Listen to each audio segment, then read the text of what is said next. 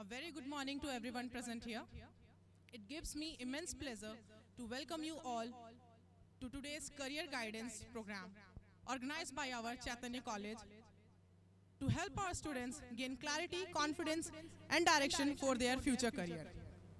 We are honored to welcome our chief guest, Mr. Saurabh Chaturvedi sir, the founder, director and chief mentor of Delhi IAS Academy, whose guidance has inspired many young minds. And a warm welcome to Honorable Mrs. Vidya Chaturvedi ma'am, the Managing Director and CEO of Delhi IAS Academy, for her valuable presence. Welcome, ma'am. And we are also privileged to have with us our respected chairman, Mr. Virendra Tiwari sir, our respected principal sir, Mr. Amit Chandra sir, and Dr. Narendra Guria sir. I welcome you all.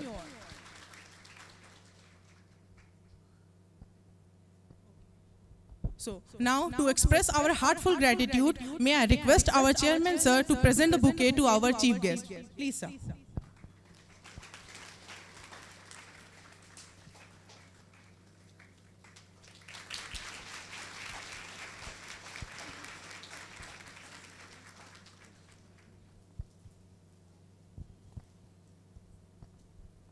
So now I request our respected principal sir to present the bouquet to Vidya ma'am, please.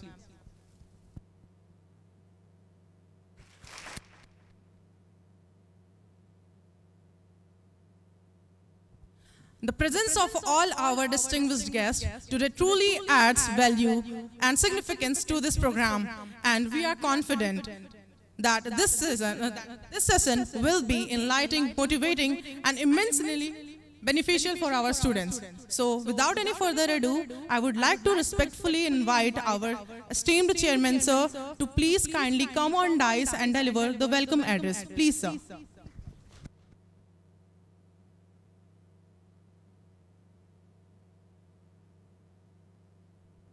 Thank you Bhavna, thank you sir. ये भावना है, ये भी आपकी student रही है। आज एक खास दिन है हमारे कॉलेज के लिए। हम बहुत गौरवान्वित महसूस कर रहे हैं कि हमारे बीच श्री सौरभ चतुर्वेदी सर उपस्थित हैं। हम उनका हार्दिक अभिनंदन करते हैं, स्वागत करते हैं। सामान्य विद्या मैम, आपका बहुत बहुत स्वागत है इस महाविद्यालय परिसर में। सौरभ चतुर्वेदी सर और मैम जो दिल्ली IAS अकेडमी जो काम कर रही है, वो युवाओं के सपनों को एक आकार दे रही है, उनको सपनों को एक हकीकत दे रही है। अभी मैं सर के साथ वहाँ बिलासपुर से यहाँ आया, कितनी सारे बातें हैं जो सीखने की है। तो मैं तो बस ये चाहता हूँ कि वक्त हम ना लें और सर को सीधा आमंत्रित करें, क्योंकि आज वो समय है जिसमें हम बहुत कुछ सीख सकते हैं, जान सकते हैं। सर, आज हमारे बीच कॉलेज के बच्चे हैं। कॉलेज के बच्चे मतलब इनके सपने बहुत बड़े होते हैं और उतना ही बड़ा भ्रम भी है। तो वो भ्रम को भी दूर करिएगा आप और इनके सपनों को भी एक उड़ान दीजिएगा। बहुत बहुत स्वागत आप सबका, धन्यवाद। Thank you so much, sir, for your valuable words. And with this, I respectfully hand over the mic to Dr. Sally Ojha, ma'am, for the further proceedings. Please, ma'am. बहुत धन्यवाद, आभार भावना मैडम। चैतन्य विज्ञान एवं कला महाविद्यालय पामगढ़ के इस सभागार में उपस्थित आप सभी को मैं डॉक्टर शैली ओझा की तरफ से बहुत हार्दिक स्वागत और अभिनंदन करती हूँ।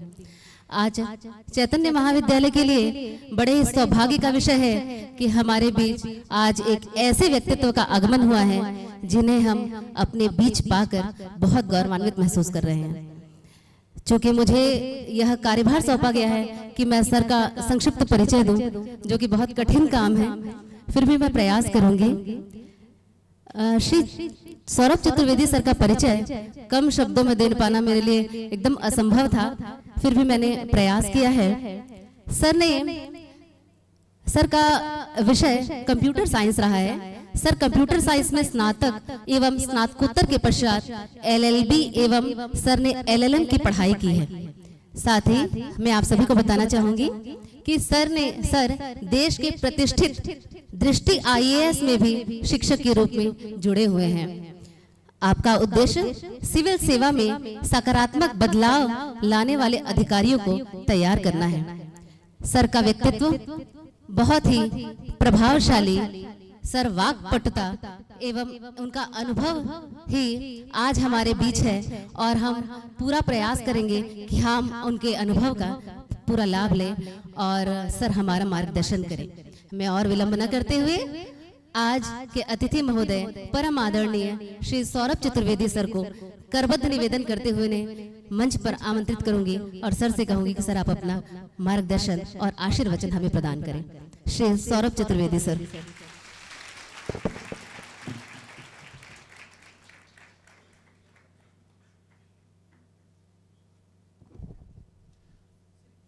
हाँ, that will be fine.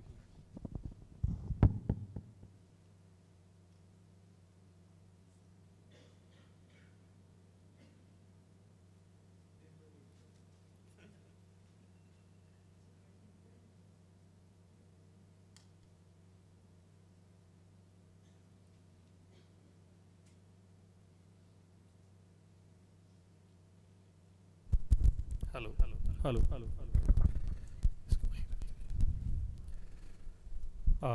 मेरी आवाज़ अब तक आ रही होगी।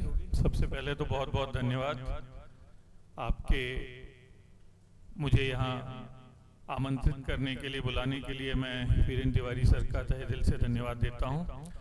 आदरणीय प्रिंसिपल सर, सभी शिक्षकगण और मेरे साथियों, हालांकि मेरी उम्र हो गई है लेकिन मैं आपको साथियों ही कहता हूँ, ठीक है? तो इससे मुझे भी एहसास होता है कि मैं ज़्यादा बड़ा नहीं हुआ हूँ।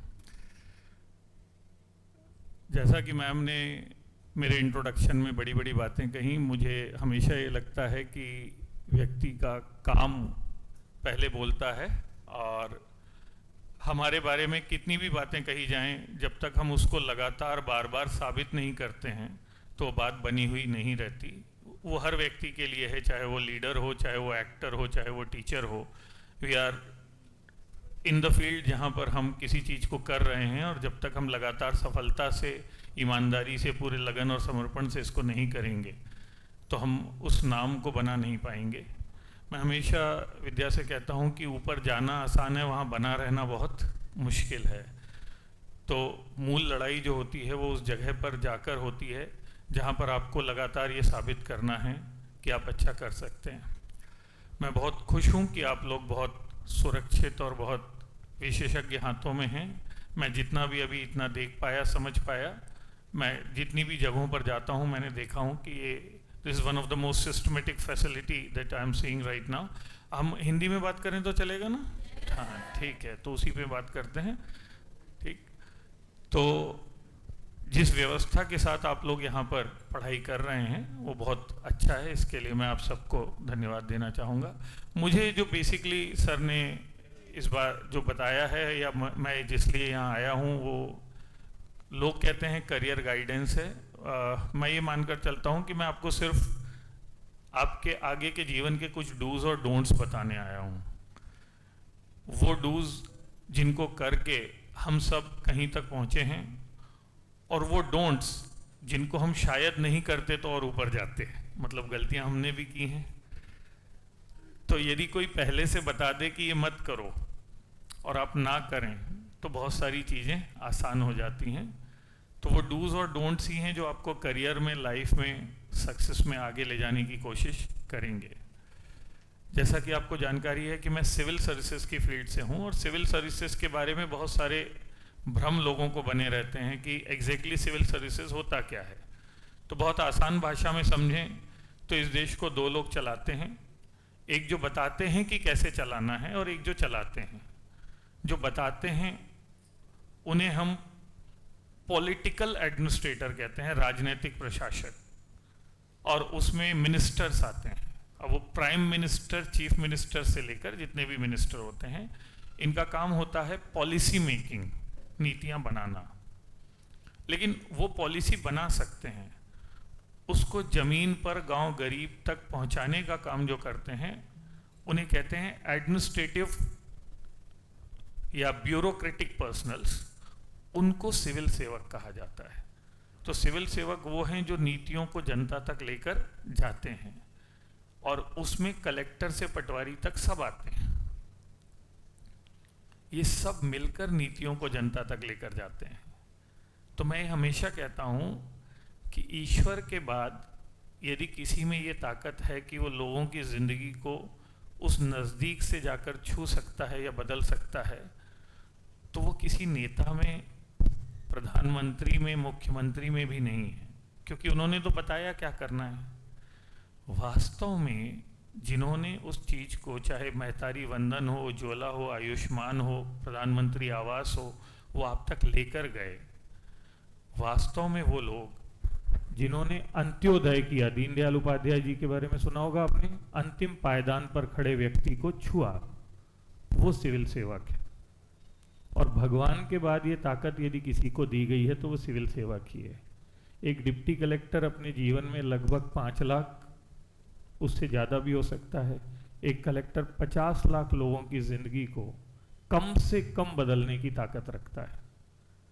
हम इस ताकत को भूलकर सिविल सर्विसेज को एक नीली या लाल बत्ती, नीली होती है वैसे, लाल नहीं होती है, ब्यूरोक्रेट को, ये भी कई लोगों को पता नहीं है, या फिर जो सो कॉल्ड आप बोलते हैं जलवा, हल्ला, माहौल, ठीक, और रील्स तक सिमटा देते हैं, वो 3 महीने के बाद खत्म हो जाता है।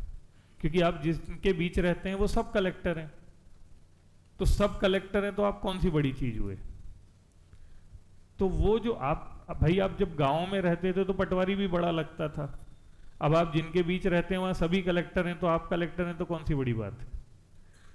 तो ये जो दिखावे की चीज है वो खत्म होने में कुछ महीने, मेरे कई दोस्त हैं जो बड़े बड़े पदों पर हैं।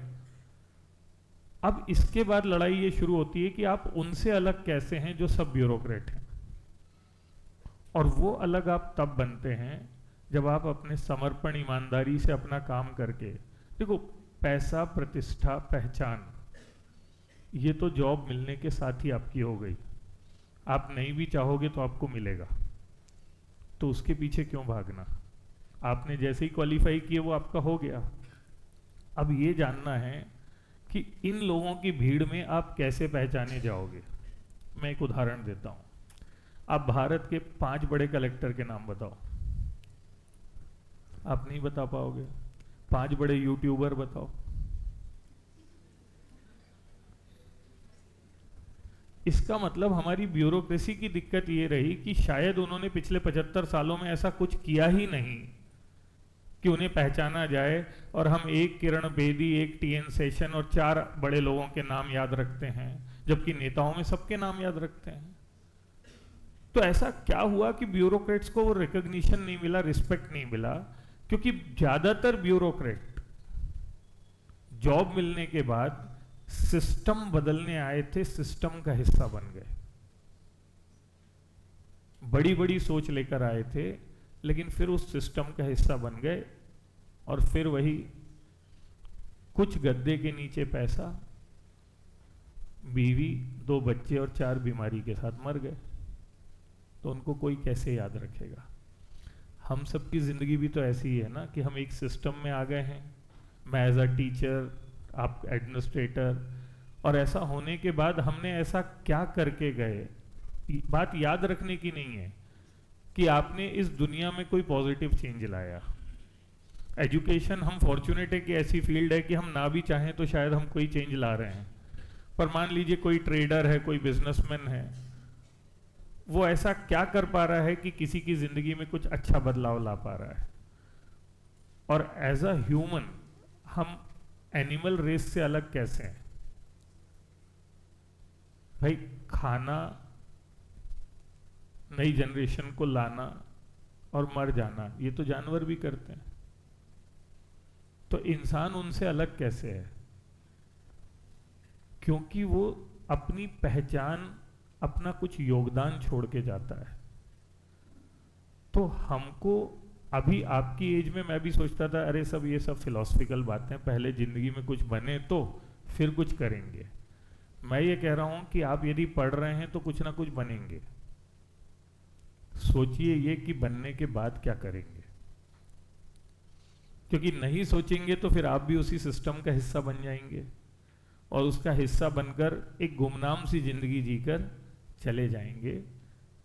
लोग आपको याद करें ना करें उससे फर्क नहीं पड़ता, लेकिन आपको तो ये रियलाइजेशन होना चाहिए जिसको सेल्फ एक्चुअलाइजेशन कहा गया है, आत्म सिद्धि की भावना, मैस्लो थ्योरी मैनेजमेंट में पढ़ाई जाती है, उसमें बात करते हैं। उसके लिए ये ज़रूरी है कि आप ऐसा कुछ अपना लक्ष्य तय करें, और वो लक्ष्य जो स्व नहीं पर से जुड़ा हो। पर का मतलब है समाज के लिए, अपने आसपास के लिए कुछ करने से जुड़ा हो। सब अपने अपने लेवल पर करना चाहते हैं, लेकिन कई बार हम छोटे छोटे एक्सक्यूज़ दे देते हैं, और वो छोटे छोटे एक्सक्यूज़ ये होते हैं कि मेरे पास टाइम नहीं है, मेरे पास एनर्जी नहीं है, मेरे पास रिसोर्सेज नहीं है, कोई साथ नहीं देता है, कोई मुझे जज कर रहा है, कोई मेरी हंसी उड़ा रहा है, मैं अलग क्यों करूं, सब शाम को पार्टी करते हैं तो मैं क्यों ना करूं। और जब हम ऐसी जिंदगी जीने लगते हैं तो वो इतनी रूटीन और मोनोटोनस होती है कि हमको लगता है कि बस ये इसी तरीके से जिए जाना है।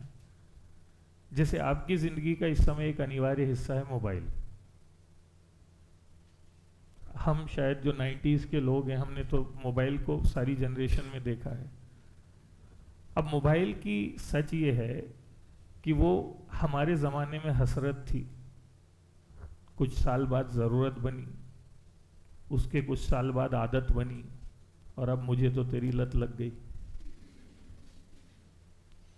तो कभी आपने सोचा ये हसरत से, ज़रूरत से आदत होते हुए लत तक का सफ़र मोबाइल ने तय किया या हमने करवाया?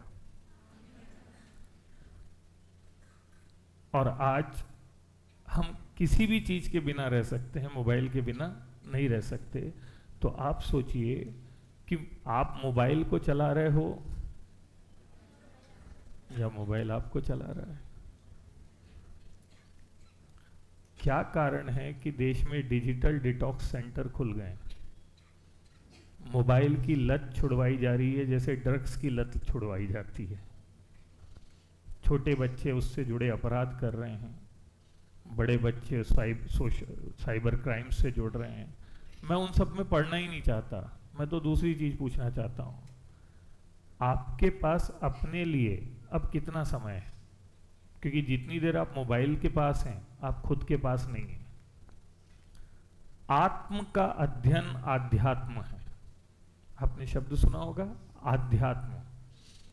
तो आत्म का अध्ययन आध्यात्म है, यानी खुद से मिलना, बातें करना, ये आध्यात्म है। पर हम गाने में क्या सुनते हैं? तुमसे मिलना, बातें करना बड़ा अच्छा लगता है। तो जब तुम ये कहोगे कि खुद से मिलना, तो तुम शंकराचार्य को पालिए। शंकराचार्य जी ने क्या कहा था? अरे अहम ब्रह्मास्मि। तो आत्म से साक्षात्कार की बात ये दूर हो गई है। मैं दर्शन को टेक्नोलॉजी से जोड़ रहा हूं, यदि आप समझ पाए तो, कि टेक्नोलॉजी ने हमको खुद से दूर कर दिया है और हम खुद के साथ भी समय नहीं बिताते हैं, और हम कभी ये पूछते भी नहीं है कि हम उसमें इतना समय क्यों दे रहे हैं। आपसे क्यों बात कर रहा हूं? क्योंकि आपकी जनरेशन को खुद के लिए समय चाहिए, फिर करियर के लिए समय चाहिए, और आपका सबसे ज्यादा समय जो खराब कर रहा है वो मोबाइल है। लेकिन ये बात मैं पिछले 10 सालों से कह रहा हूं, 1% लोग मेरी बात मानते हैं। यकीन मानो करियर भी उतना ही का बनता है, बाकी भीड़ का हिस्सा हो जाते हैं। काक चेष्टा बको ध्यानम स्वान निंद्रा तथैव च अल्पहारी गृह त्यागी विद्यार्थी पंच लक्षणम। करेक्ट? ये सबने सुना है। काक चेष्टा कैसे होगी? जब बगल में मोबाइल होगा। बको ध्यानम कैसे होगा? जब बगल में मोबाइल होगा। सार ये है, कुछ भी नहीं हो सकता। क्योंकि मोबाइल इज अ डिस्ट्रैक्शन। मैं ये नहीं कह रहा हूं उसको छोड़ दो, आप आधा घंटा पढ़ते हो तो मोबाइल बंद रखो, आप 1 घंटा पढ़ते हो तो मोबाइल बंद रखो, आप 5 घंटा पढ़ते हो तो मोबाइल बंद रखो। सिर्फ पढ़ते समय मोबाइल बंद रखो। जिस दिन तुमने मोबाइल बंद करके पढ़ना शुरू कर दिया, तुम्हारे कॉलेज का एग्जाम हो, सिविल सर्विसेज का एग्जाम हो, कोई भी कॉम्पिटिटिव एग्जाम हो, आपका परफॉर्मेंस 50% से नहीं बढ़ा तो आप मुझसे कहिएगा। लेकिन लत लग गई है तो ये आसान काम नहीं है। अब मोबाइल ऐच्छिक नहीं, अनैच्छिक क्रिया हो गया है। आप मोबाइल बंद कीजिए, आपके पास आउटपुट डबल हो जाएगा। और ये कोई एक्सक्यूज नहीं है कि मोबाइल बंद क्यों। एक बात बताओ, आपका मोबाइल यदि बंद हो जाएगा तो किसको फर्क पड़ेगा सिवाय उसके? और वो यदि है तो वैसे भी कुछ नहीं होगा आपका। सोच के देखो आप, क्योंकि भगवान ने यही समय दिया है भटकने के लिए भी और करियर बनाने के लिए भी, और दोनों साथ साथ बनाना बड़ा मुश्किल है। लोग सिलेक्टिव एग्जाम्पल्स ले लेते हैं कि देखो ये दोनों लोग इस चीज में पढ़े और उसके बाद भी सिलेक्ट हो गए। जैसे वो 12th फेल मूवी आई थी, देखी ना आपने? मैं उसी से बता रहा हूँ। वो जिस पर बनी है वो मेरा बहुत अच्छा दोस्त है, मनोज शर्मा, और श्रद्धा भी। हम लोग साथ में एक इंटरव्यू दिए थे यूपीएससी। जिस समय मनोज और श्रद्धा कपल थे, उस समय 99 और कपल थे, उनका नहीं हुआ। किसका हुआ? तो मनोज श्रद्धा सामान्य है या अपवाद है? अपवाद है। प्रोबेबिलिटी क्या है? 99:1। हमने 1 चुन लिया क्योंकि 99 हमको पसंद नहीं आया, लेकिन दुनिया तो प्रोबेबिलिटी पे चलती है, और प्रोबेबिलिटी है कि ऐसा करने वाले 100 में से 99 लोगों का कुछ नहीं होगा। तो 2 बातें बहुत जरूरी हैं जो आपको समझनी है कि इस समय जो सबसे ज्यादा फैसिनेट 2 चीजें कर रही हैं, एक है सोशल मीडिया, एक मोबाइल, वो उसी से जुड़ा हुआ है, और एक हार्मोनल इम्बैलेंस, जो आप मैच्योर लोग हो आपको समझ में आता है। इसको इस उम्र में मैं भी प्यार कहता था। अब ये आपके ऊपर है कि यदि, मैं ये कह रहा हूं इसमें गलत कुछ नहीं है, यदि आप इनमें जितना उलझेंगे आपका करियर उतना परेशान होगा। तो या तो आज सोशल मीडिया में फैन फॉलोइंग बना लीजिए जो 10-15 होंगे, या इसको अभी बंद कीजिए और फिर जब आप सिलेक्ट होकर कुछ बनाएंगे ना तो आपका फैन क्लब अपने आप बन जाएगा। देखो हर कलेक्टर, डिप्टी कलेक्टर का फैन क्लब होता है कि नहीं? तो या तो आज फॉलोअर्स के पीछे भागिए, या कल लोग आपके पीछे फॉलोअर बनने के लिए भागेंगे। ऐसे ही या तो आज उसके पीछे भागिए, या कल उसके जैसे कई आपके पीछे भागेंगे। तय आपको करना है, जिंदगी आपकी है। इसमें दोनों में जो चाहिए वो है संयम, और संयम तो जिंदगी का सबसे प्रमुख नियम है। इस समय यदि आपने संयमित होकर अपनी कंसंट्रेशन के साथ अपने करियर पर ध्यान दिया तो आप उस सक्सेस के लेवल तक जा सकते हैं जो आपके लिए जरूरी है,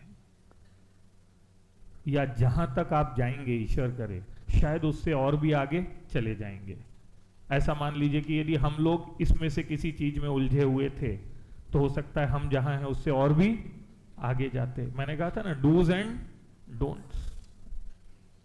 तो जो समझदारी से समझेगा वो और आगे तक जाएगा।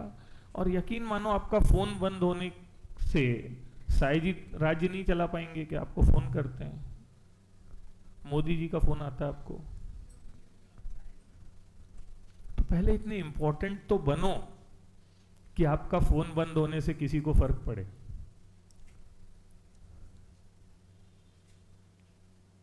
और मैं हमेशा करने बोल रहा हूं या पढ़ते समय? पढ़ते समय तो फोन बंद रखो, क्योंकि उस समय एक बीप आपकी पढ़ाई को डिस्ट्रैक्ट कर रही है। दूसरा हिस्सा सोशल मीडिया का है। देखो, रीलर एक अलग प्रोफेशन है, ठीक है? सिविल सर्विसेज या आप मान लो टीचर बनना चाह रहे हैं, उसमें जाना चाह रहे हैं, किसी भी फील्ड में जाना चाह रहे हैं, वो एक अलग चीज है। Reeler can not be teacher, teacher should not be reeler. I am not in to support of that. Reeler का मतलब यह है, यदि मेरे एजुकेशन के कोई वीडियोस हैं वो बात अलग है, ठीक, but I can not have my personal fan page जिसमें मैं ये बताऊं कि अब मैं सुबह सो के उठ रहा हूं, अब मैं रात को जा रहा हूं। उसकी क्या जरूरत है? मुझे जो आता है मैं वो बताऊं, वो है पढ़ाना। मैं आप भी बता रहे हो किसी को तो मैं उस पर ऑब्जेक्ट नहीं कर रहा हूं, पर मैं कह रहा हूं कि उसमें टाइम वेस्ट हो रहा है कि नहीं। कल को आप कलेक्टर बन जाओ, फिर अपना रूटीन बताओ लोगों को कि मैं इतने बजे उठता हूँ, लोग फॉलो करेंगे। फिर मैं सर्वे पे जाता हूँ, फिर मैं यहाँ जाता हूँ, आज मैंने देश के लिए ये काम किया, ये प्रोजेक्ट हो रहा है, ये हो रहा है, वो समझ में आ रहा है। अब बताओ, टेकिंग ब्रेकफास्ट, ये किसी को बता के क्या मतलब है? आप कुछ नया काम कर रहे हो? आप सोचो, हम इस जनरेशन में कैसे अर्थहीन वक्तव्य कहते हैं। Eating dinner eight restaurant, status बोलते हैं उसको, तो और कहां करते हैं? ईटिंग डिनर एट टॉयलेट तो होगा नहीं, लेकिन आप डाल रहे हो। ट्रेवलिंग बाय ट्रेन, बाप रे कितना बड़ा काम किया आपने। वॉचिंग मूवी इन थिएटर, नहीं। फिर मैं कह रहा हूं, यदि कोई व्यक्ति इससे खुश हो रहा है, इससे उसका टाइम वेस्ट नहीं हो रहा है, कोई व्यापारी है दुकान में बैठा है, वो कुछ कर नहीं रहा है, तो वो बताए कि वो कहीं घूमने गया था, कुछ करने गया था। मैं उन लोगों के द्वारा ऐसा करने के खिलाफ हूं जो ऐसा करके अपना टाइम वेस्ट कर रहा है। तो मैं स्टूडेंट्स ये करते हैं तो मुझे अच्छा नहीं लगता। मुझे लगता है ये टाइम यूज हो सकता है, कहीं और बेटर यूटिलाइज हो सकता है। और स्टेटस डालना है तो डालो ना, topped in the college, result आया, कॉलेज में टॉप किया, स्टेटस है, कुछ किया आपने, qualified in UPSC exam, selected in this exam. ये वो चीज है जो वंस इन अ वाइल होती है, और ये लोगों को बताना भी चाहिए। अपनी खुशी जाहिर करने में क्या दिक्कत है? बट यूजलेस चीजों से आप जितना बचें उतना अच्छा है। दूसरा, इसमें समय तो खर्च होगा। आप क्यों दिन में, आप ये सोचो, कोई व्यक्ति दिन में 5 अलग अलग एंगल से फोटो खींच के डालता है, ठीक है, 4 बार अपना स्टेटस बदलता है, और वो पीएससी की तैयारी कर रहा है। ये तीनों कथन साथ में जाते हैं क्या? तीसरी बात नहीं होती तो वो दिन में 20 बार फोटो खींच के डालता है, वो पूरा दिन चलता फिरता बुलेटिन है अपना स्टेटस डालता है, और वो कुछ नहीं करता है, तो कुछ तो कर रहा है। लेकिन जो पढ़ रहा है वो ऐसा क्यों कर रहा है? क्यों? क्योंकि इंसान के अंदर साइकोलॉजिकली 2 चीजें हैं जो भगवान ने बनाकर डाली हैं, कमजोरियां। एक कमजोरी है दिखावे की कमजोरी, मैं ऐसे मजाक में उसको कहता हूं राखी सावंत सिंड्रोम। मुझे देखो सिंड्रोम, प्लीज देखो सिंड्रोम, कोई तो देखो सिंड्रोम, बीमारी है। तो उसमें होता क्या है कि कभी कहा गया नेकी कर दरिया में डाल, अभी है कुछ मत कर इंस्टा पे डाल। अब उसमें टाइम वेस्ट होगा आपका, ठीक ठाक टाइम वेस्ट होगा। तो एक हमारे अंदर भगवान ने जो वैक्यूम भेजा है, उस वैक्यूम का नाम है कि मुझे देखो, मतलब दिखने की इच्छा। और दूसरी जो प्रॉब्लम हमारे अंदर, भगवान की दिक्कत है, हमारी दिक्कत नहीं है। अब इस पे हम कंट्रोल कितना करें, क्योंकि हमारा तो पूरा फिलॉसफी है, हमारा धर्म जो है वो संयम पर टिका है, इंद्रिय संयम पे। और जो दूसरी चीज हमारे अंदर डाली है वो है peeping into the life of others, दूसरे की जिंदगी में झांकना और दूसरे से तारीफ सुनना। इससे अच्छा जिंदगी में कुछ नहीं लगता है। Social media equals to this only. एक ये दूसरे की जिंदगी में झांकना है, फेसबुक, इंस्टा। अब हम झांक रहे हैं, ये क्या कर रहा है, स्टेटस। और दूसरा क्या है, मुझे देखो, मैं क्या कर रहा हूं मुझे जानो। मैं दोनों चीजों के खिलाफ नहीं हूं, लेकिन दूसरे की जिंदगी में झांक कर सीख रहे हो तो अच्छा है, और अपनी कुछ बड़ी उपलब्धि को दिखा रहे हो तो अच्छा है, और ये दोनों यूजलेस कारणों से कर रहे हो तो आपके लिए नुकसानदायक है। इसके ज़्यादा आप समझदार हैं तो आपको क्या करना चाहिए नहीं करना चाहिए आप सोचिए। पर आप में से 2 लोग भी मेरे इतना कहने के बाद कुछ दिन के लिए अपना ये सो कॉल्ड अकाउंट डीएक्टिवेट करके और अपना मोबाइल बंद करके पढ़ने लगे, तो मेरा यहाँ आना सार्थक हो गया, क्योंकि 2 लोगों की ज़िंदगी में तो मैंने पॉजिटिव चेंज ला दिया, और मैंने कहा यही ज़िंदगी है। All we need is a positive change. अब रही बात इसकी कि हम सिविल सर्विसेज की तैयारी कैसे करें। बहुत सारी चीज़ें बहुत सारे समय पर बहुत सारे लोग बताते हैं, मैं आपको सिर्फ 3 बातें बताऊंगा जो इस तैयारी से जुड़ी हुई हैं। सबसे पहली बात तो यह है कि इस तैयारी में तब आइए जब आपके पास कम से कम 3 वर्ष का समय और कम से कम रोज 6 से 8 घंटे पढ़ने की क्षमता है। नहीं है, मैंने ऐसा नहीं कहा ये सब बेकार बातें, 14 घंटे पढ़ते हैं 18 घंटे पढ़ते हैं तो मजाक बात है। कोई कह देता मोदी जी 24 में से 26 घंटे काम करते हैं, ऐसे थोड़ी होता है। प्रैक्टिकल बात ये है, ये सब मतलब रूमर्स में मजाक में बात, 6 से 8 घंटे पढ़ लीजिए आप, 6 घंटे मिनिमम, तो भी ये तैयारी होती है। पर 6 घंटे पढ़ने का मतलब नियम से है कि आज 6 नहीं हुए तो कल 12 हो जाएंगे। महीने का एवरेज 6 घंटे निकलना चाहिए, और जब एवरेज निकलता है ना तो स्थितियां बड़ी गंभीर होती हैं। तो यदि आप 3 साल का समय खुद को देते हैं, प्लस आप रोज एवरेज 6 घंटे पढ़ने की क्षमता, वो जॉब के साथ भी होता है, हमारे तो 50% सिलेक्टेड लोग जॉब वाले होते हैं, तो आप इस तैयारी में आइए, वरना आप अपना समय पैसा ऊर्जा खराब करेंगे। हालांकि मैं इस बात का बहुत बड़ा समर्थक हूँ कि हर किसी को अपनी ज़िंदगी में एक बार सिविल सर्विसेज की तैयारी ज़रूर करनी चाहिए, क्योंकि ये तैयारी कुछ और नहीं तो आपको एक बहुत मैच्योर, परिपक्व और मल्टी डायमेंशनल सोच वाला इंसान, बहुआयामी दृष्टिकोण वाला इंसान बना देती है, आपका दिमाग खोल देती है, सस्ती भाषा में, सरल भाषा में। तो बहुत सारे मेरे विद्यार्थी हैं जो सिलेक्ट नहीं भी हो पाए, पर वो इस बात को ज़रूर एक्सेप्ट करते हैं कि हमारा दिमाग खोल दिया सर, हमारे सोचने का नज़रिया बड़ा हो गया, हमारा दायरा थोड़ा बड़ा हो गया। इसी बात को दूसरे तरीके से आपने वो सर से सुना होगा कि कुछ ना होगा तो, हालांकि अब आजकल तो ट्रोल बहुत हो गए हैं तो ऐसी सब चीज़ें बोलने की ज़रूरत नहीं होती है, लेकिन मामला यही है कि इस तैयारी से भी कुछ ना होगा तो ऐसा तजुर्बा होगा जो ज़िंदगी में बहुत काम आएगा। लेकिन वही बात है कि इस तैयारी की लिबर्टी उसके पास है जिसके पास घर से रिसोर्सेज अच्छे हैं, वेल टू डू है, टाइम है, स्थितियां हैं, तो वो ऐसा कर सकता है। लेकिन यदि ऐसा नहीं है तो फिर तो स्थितियां गंभीर हैं। तो ये आप तय करेंगे कि आप इस तैयारी की तरफ जा सकते हैं या नहीं जा सकते हैं, जिसमें आपके घर की परिस्थितियां भी काउंट करेंगी, आपकी जॉब की अर्जेंसी भी काउंट करेगी। लेकिन आप जॉब में आकर भी इस तैयारी को करिए, मैं ये कह रहा हूं, ठीक है। आप जॉब में आने के बाद भी ये तैयारी कर सकते हैं, उसमें कोई समस्या नहीं है, उसको ध्यान रखिएगा।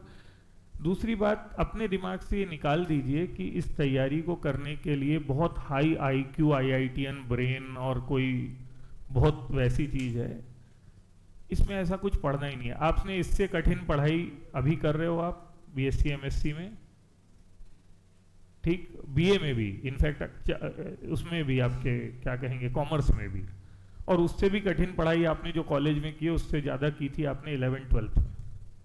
इंसान अपनी ज़िंदगी में 2 साल सबसे ज़्यादा और सबसे कठिन पढ़ता है, वो 11th 12th। मैंने भी पढ़ा है, आपने भी पढ़ा होगा। उसके बाद तो फिर कॉलेज आ जाता है, उसमें आप यदि कोई पढ़ाएं जैसे सर पढ़ा रहे हैं तो पढ़ते हैं, वरना तो कॉलेज करते हैं लोग। तो सीधी सी बात यह है कि ऐसा कुछ कठिन पढ़ना ही नहीं है इसमें। तो ये बात दिमाग से निकाल दीजिए कि मैं ज़्यादा याद नहीं रख सकता, मैं ज़्यादा पढ़ नहीं, हाँ मेहनत नहीं कर सकते तो मत आओ, ये ना बिल्कुल वैसी पढ़ाई है जिसमें आप लगातार लगे रहो, लगातार पढ़ने की आप में ताकत हो, हिम्मत हो। ये सेमेस्टर वाला नहीं है कि आखिरी में थोड़े दिन पढ़ेंगे और हो जाएगा, वैसा नहीं हो सकता इसमें, उसको ध्यान रखना है आपको। तो अपनी जो हमने कहा है कि सोच जो है कि हम कर पाएंगे नहीं कर पाएंगे, इससे बाहर निकलिए। और ये याद रखिएगा कि इसमें एक वो आपने सुना होगा, जब तक तोड़ेंगे नहीं, वो जज्बा चाहिए इसमें। क्योंकि आप हो सकता है प्री निकले मेंस में अटके, बार बार गिरेंगे, फिर उठेंगे, फिर गिरेंगे, फिर उठेंगे, पर जब तक तोड़ेंगे नहीं तब तक छोड़ेंगे नहीं। इस जज्बे के साथ ये तैयारी में आने की जरूरत है, ठीक। इसके अलावा तैयारी कैसे होती है? जब तैयारी शुरू करते हैं तो अपने आप पता चल जाती है। हम लोगों की समस्या ये है कि हम हर चीज करने से पहले जान लेना चाहते हैं। इस बात को समझ रहे हैं? जैसे किसी ने आपसे कहा कि मैं कार चलाऊंगा, जब सारी लाइट ग्रीन होगी, रोड में मखमल बिछा होगा, आसपास कोई नहीं होगा। ऐसा कभी होगा लाइफ में? कार चलाओगे तो बंद भी होगी, गड्ढा भी आएगा, ब्रेकर भी आएगा, पर हम कह रहे हैं नहीं, पहले एकदम क्लीन करो तब मैं चलाऊंगा। इसका मतलब है ना कभी क्लीन होगा ना कभी चलाओगे। तो मुझसे कोई पूछता है कि सर पढ़ने का बेस्ट तरीका बताइए, तो मैं एक शब्द में जवाब देता हूं, पढ़ो।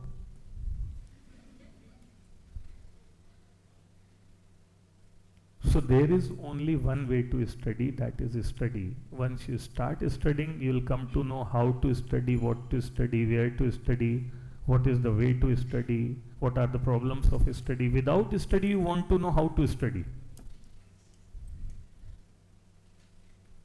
तो बिना पढ़े कैसे जानोगे कि पढ़ कैसे सकते हो? क्योंकि दुनिया में दो तरीके के विद्यार्थी हैं, एक जो सवाल पूछते हैं और एक जो जवाब खोजते हैं। जो सवाल पूछते हैं उनकी सोच ही यह है कि यदि जवाब मिल गया तो फिर तो करना पड़ेगा, तो इसलिए वो लगातार टाइम टेबल बनाते हैं, क्योंकि जिस दिन बन गया उस दिन पढ़ना पड़ेगा। वो लगातार गाइडेंस खोजते हैं, पहले मुझसे पूछा, फिर बगल वाले से पूछा, फिर मोहल्ले कलेक्टर से पूछा, फिर इससे पूछा, वो पूछते रहेंगे, क्योंकि जिस दिन मिल गया फिर अगले दिन तो पढ़ना पड़ेगा। तो जब तक आप लगातार टाइम टेबल बनाते रहोगे, जब तक आप लगातार गाइडेंस लेते रहोगे, आपको पढ़ना नहीं पड़ेगा। तो ये पहली और बहुसंख्यक प्रजाति है जो पूछती ज्यादा है, करती कम है। और जो करना चाहते हैं वो एक किताब, एक गाइडेंस उठाते हैं, पढ़ने लग जाते हैं, और पढ़ते पढ़ते उनको पता चल जाता है कि क्या पढ़ना है, कैसे पढ़ना है, कहाँ से पढ़ना है। और आजकल तो आधी दुनिया यूट्यूब में रोज बताती है कि कैसे पढ़ना है। जो अच्छा लगे उसके हिसाब से पढ़ने लगो। मुद्दा ये नहीं है कि आपको ये नहीं पता कैसे पढ़ना है। आज की सोशल मीडिया की दुनिया में यदि सही ज्ञान वहां से लेना चाहो तो सब कुछ उपलब्ध है। प्रॉब्लम पॉलिसी की है या एग्जीक्यूशन की है? एग्जीक्यूशन की है। कि जो लिखा है, ठीक, आपको एक्सरसाइज कैसे करना है पता है, आपको खाना क्या खाना है पता है, आपको पढ़ना क्या है पता है, पर आपने लागू कितना किया? आपने 3 दिन लागू किया, बोले नहीं ये वाला ठीक नहीं था, अब नया वाला ट्राई करेंगे। वो ठीक था, आप कर नहीं पाए। वो डाइट ठीक थी, आप फॉलो नहीं कर पाए। वो एक्सरसाइज ठीक थी, आप फॉलो नहीं कर पाए। वो पढ़ाई अच्छी थी, आप कर नहीं पाए। तो आपने कहा सिस्टम ही खराब था। तो हम अपनी कमी को दूसरे पे डाल देते हैं और इसीलिए हम अपने फेलियर के लिए कंधे खींचते हैं कि तुम्हारे कारण नहीं हुआ, तुम्हारे कारण नहीं हुआ, तुम्हारे कारण नहीं हुआ। यकीन मानो यदि तुम अपने भाई की या बहन की शादी में भी नहीं जाओगे ना, क्योंकि तुम्हारा एग्जाम है और तुम क्वालिफाई कर गए, तो वो भाई बहन प्राउड से ढिंढोरा पीटेगा कि ये मेरी शादी में भी नहीं आया था क्योंकि इसको पढ़ाई करना था, वो भी तुम्हारी अचीवमेंट बन जाएगी। और यदि तुम शादी में गए और बाद में तुमने किसी दिन कहा कि तुम्हारी मम्मी आपने शादी रख दी थी इसलिए मेरा नहीं हुआ, तो वो भाई कहीं बोल रहा होगा तो तू नहीं आती तो मैं करता नहीं क्या। इसका मतलब तुम्हारे होने ना होने से तब तक नहीं फर्क पड़ेगा जब तक तुम कुछ हो ना जाओ। तो पहले इस लायक तो बनो कि तुम्हारे होने ना होने से किसी को फर्क पड़े। और यहीं पर हमारी जनरेशन हो या ये जनरेशन हो, इसकी एक तीसरी समस्या सामने आ रही है जिस पर मैं चर्चा करूं। हमको टाइम का तो कोई कंस्ट्रेंट नहीं है,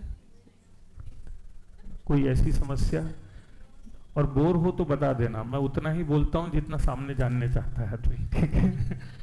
कई बार होता है ना, हमें नहीं पता लेकिन सामने वाला बोल रहा हो गया यार अब रहने दो, है ना। बाकी मेरी क्लास में बच्चे 2-3 घंटे सुन लेते हैं और मैं तो इसको देखता हूं सबसे पहले, क्योंकि मुझसे सबसे ज्यादा बोर यही हो सकती है ना। तो जो प्रॉब्लम आई है, जो हम कह रहे हैं, वो है अपने आप को गैर जरूरी इंपॉर्टेंस देने की समस्या, जिसको धर्मशास्त्रों में ईगो या अहंकार कहा गया है। हम कभी भी आत्मसम्मान और ईगो के बीच की महीन रेखा को पहचान नहीं पा रहे हैं। और दुनिया में जितनी लड़ाई है, ट्रंप से लेकर आपके गली मोहल्ले तक की, उसका कारण यही है। अभी जो मैंने बात कही कि हम ये नहीं समझ पा रहे हैं, हमको ये लग रहा है कि हम बहुत इंपॉर्टेंट हैं, तो मैंने यही कहा कि पहले आप कुछ हो तो जाओ कि आपके होने ना होने से फर्क पड़े। जैसे इस एज में हमको सबसे ज्यादा लगता है मेरी इंसल्ट हो गई। हर तीसरा आदमी बड़ी उम्र तक, आप जब आप 50 के आसपास पहुंचोगे तो आपको हंसी आएगी कि ये क्या बात कर रहा था मैं, लेकिन मुझे भी लगता था इंसल्ट हो गई, है ना। पर एक बात बताओ, इंसल्ट मतलब बेइज्जती हो गई, पर उसके लिए तो कुछ होनी चाहिए, क्या? इज्जत। वो आपने कब कमाई? मतलब थोड़ा कड़वा लगेगा लेकिन आप समझो, बेइज्जती होने के लिए क्या होनी चाहिए? तो जब आपकी थी नहीं तो हो कैसे गई?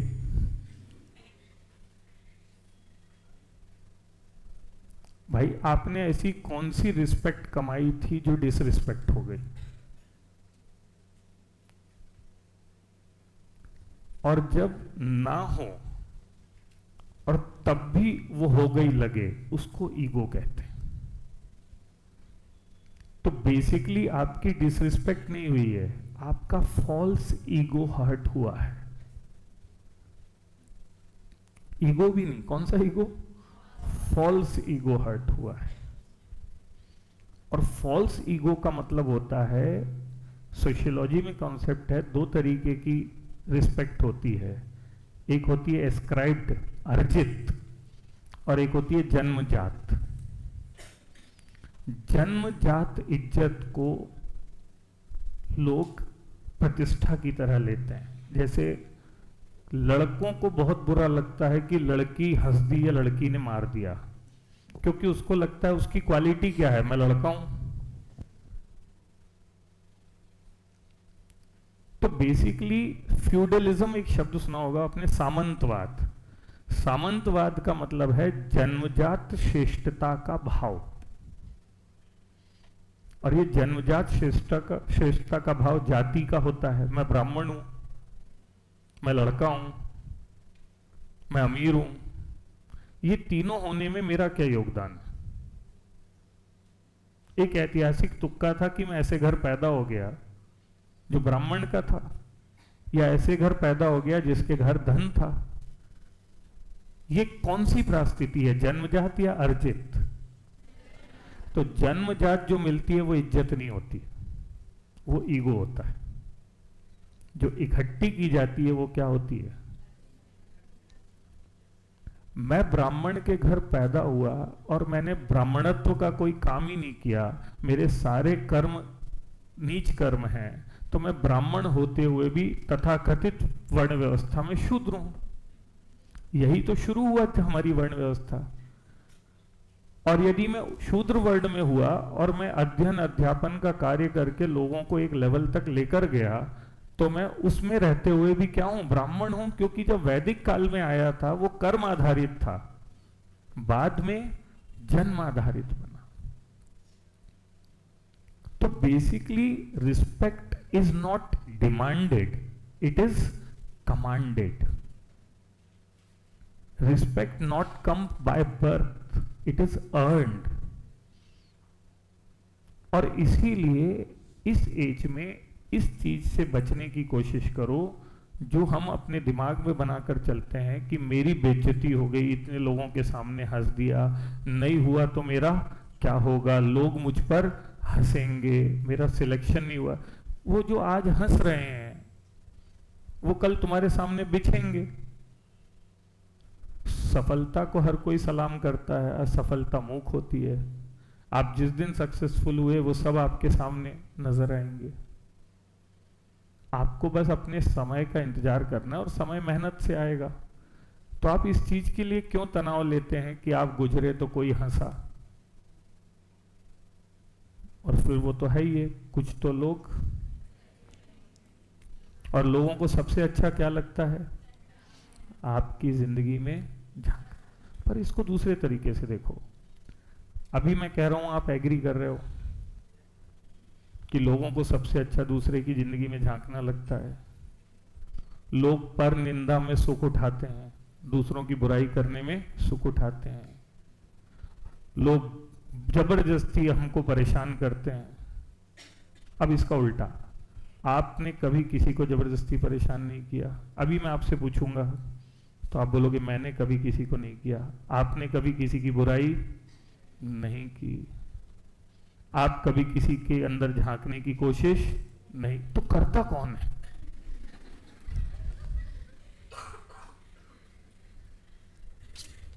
ये फिर वही बात आई कि हम दूसरे को तो बोल देते हैं, लेकिन आपसे कहा जाए अपनी 3 कमियां लिखो तो अब नहीं, मैं तो रेमंड हूं, कंप्लीट मैं। आत्म अवलोकन करने की आदत नहीं रही ना हमारी। और फिर कबीर कह गए, बुरा जो देखन मैं चला, बुरा न मिलिया कोई, जो मन साधा अपना, मुझसे बुरा ना कोई। ये भूल जाते हैं हम।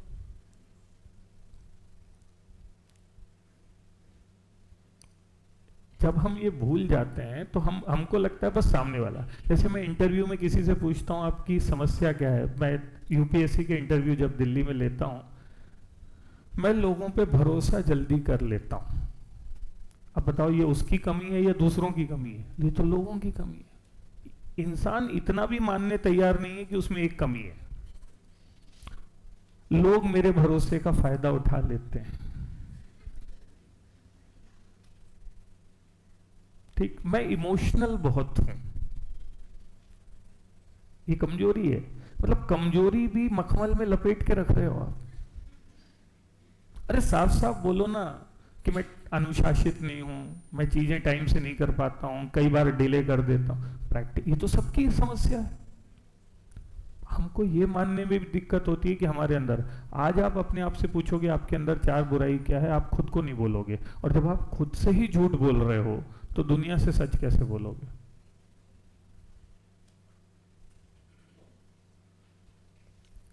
तो स्टूडेंट हो चाहे हमारी एज का कोई हो, सबसे बड़ी जरूरत तो इंट्रोस्पेक्ट करने की है, आत्मावलोकन करने की है, ये समझने की है कि हम अपने बारे में कितना झूठ कहते हैं या अपने बारे में कितना फेक करते हैं। और ये मुझे भी आज जानना है, आपको भी जानना पड़ेगा।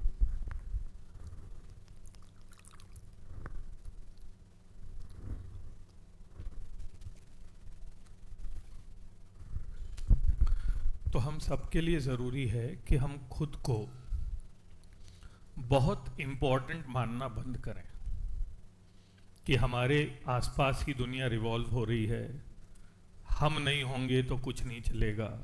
हमारे संस्थान में कहते हैं कि मैं नहीं रहा तो दिल्ली आईएएस का क्या होगा। ऐसा कुछ नहीं है। मैं नहीं होऊंगा तो कोई और होगा, कोई और नहीं होगा तो कोई और होगा, दिल्ली आईएएस नहीं कुछ और होगा, but the show must go on. ठीक, अरे आप सोचिए इंदिरा गांधी एक दिन अचानक से देश से चली गई। इंडिया इज इंदिरा होता था 84 में, क्या हुआ? 6 महीने उतार चढ़ाव आया, फिर कुछ आ गया। लोगों को लगता था ऐसे क्या होगा। किसी के भी होने नहीं होने से इस दुनिया को फर्क नहीं पड़ रहा है। हम जबरदस्ती अपने आप को बहुत इंपॉर्टेंट मान रहे हैं, जैसे हमको लग रहा है कि हम ही दुनिया की गाड़ी चला रहे हैं। जैसे वो कार के बगल में दौड़ता हुआ डॉग, उसको क्या लगता है?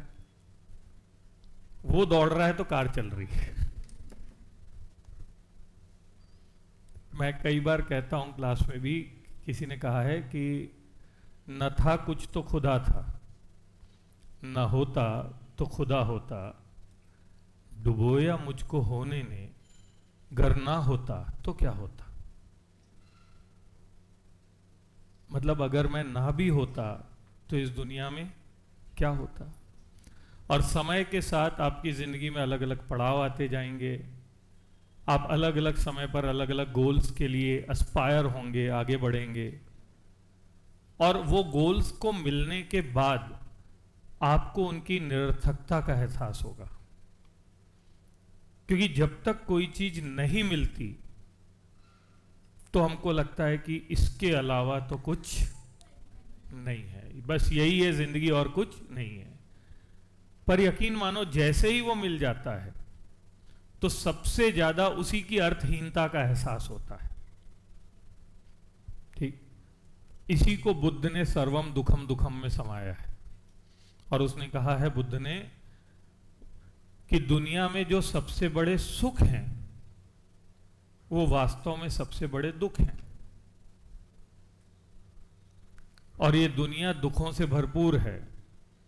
और जब तक हम ये नहीं समझेंगे कि क्या सुख है और क्या दुख है, तब तक हम अपने अज्ञान को दूर नहीं कर पाएंगे, यानी हम अपने आप को इस दुनिया के उससे बाहर नहीं। बुद्ध ने तो यहां तक कहा कि इस महासागर में इतना जल नहीं है जितना दुनिया के लोगों ने आंसू बहाए। और ये वो बुद्ध है जिसको बचपन से उसके माँ बाप ने इतनी लग्जरी दी, इतनी लग्जरी, क्योंकि ये एक कौंडिल्य नाम के ऋषि ने कह दिया था कि या तो ये सन्यासी बनेगा या महान राजा। तो उन्होंने पूरे भोग विलास में रखा और उनको कभी राजमहल से बाहर जाने ही नहीं दिया। लेकिन उनको राजमहल में रहकर यह एहसास हो गया कि ये जो मैं रोज पार्टी करता हूं, ऐसी कहानियां हैं, ये जिसको मैं सुख समझ रहा हूं, इसके अंदर छुपा हुआ दुख है। एक छोटा सा उदाहरण दो। दुनिया में सबसे ज्यादा खुशी किसी भी इंसान को, आपकी उम्र हो या हमारी उम्र हो, दो चीजों से जुड़ी है। एक संतान और दूसरा धन। ज्यादातर लोग एग्री करेंगे यही दो सबसे बड़ी चीजें हैं जो शायद को खुश करती हैं। आपकी रैंकिंग अलग हो सकती है, किसी के लिए धन आगे है, संतान पीछे है। बुद्ध कह रहे हैं ये दोनों सबसे बड़े दुख हैं। आप बोलोगे क्या बात कर रहे हैं, पर पता कब चलेगा? जब मिल जाएगा। क्योंकि जिंदगी का जो मजा तलब में है वो हासिल में थोड़ी है। रास्ता बड़ा मजेदार लगता है, पहुंचने के बाद लगता है। आप जैसे घूमने जाते हैं कहीं, तो आप क्या एंजॉय करते हैं, डेस्टिनेशन या जर्नी? हाँ, तो इसीलिए तो किसी ने गाने में कहा है सफर खूबसूरत है मंजिल से भी, है ना गाना ऐसा। तो जब तक नहीं है तब तक हमको यह एहसास है कि ये बहुत बड़ी चीज है, पर जब आ जाता है तो अचीव करो, लेकिन अचीव करने के बाद उसके यूजलेसनेस को समझो, ये भी जरूरी है। धन नहीं है तो दुख है, धन आएगा तो चोरी हो जाएगा का दुख है, ज्यादा गलत है तो छापा पड़ जाएगा का दुख है। ठीक, उसको कैसे यूज करूं कि डबल हो जाए का दुख है। दुख है कि नहीं? आगे वो डबल होगा या उसका सही से यूज कैसे होगा, इसका दुख है। मेरे मरने के बाद मेरे बच्चे लुटा तो नहीं देंगे, भी दुख है। संभाल के रखेंगे कि नहीं, यानी मरने के बाद भी वो धन में दुख है, बच्चों में कैसे बांटूं ये भी दुख है, सबको पूरा पड़ेगा कि नहीं ये भी दुख है। तभी तो ये बोलते हुए कि पूत सपूत क्या धन संचय, पूत कपूत क्या धन संचय, हम सब कर रहे हैं संचय। अब संतान ले लो, नहीं हो रहा है तो दुख है, हुआ तो कितने पौंड का हुआ, ठीक, फिर गोरा हुआ कि, फिर बगल वाले का ज्यादा अच्छा क्यों हुआ। तुलना का दुख बहुत बड़ा दुख है। दुनिया में सबसे बड़ा दुख तो तुलना का दुख है, क्योंकि हम दूसरे के सुख से दुखी हैं। फेसबुक में उसने मॉल में किसी गाड़ी के साथ फोटो डाली, हम टेंशन में खरीद तो नहीं ली। तो फिर पड़ोस वाले का बच्चा ज्यादा अच्छा क्यों हुआ, उसका दुख है।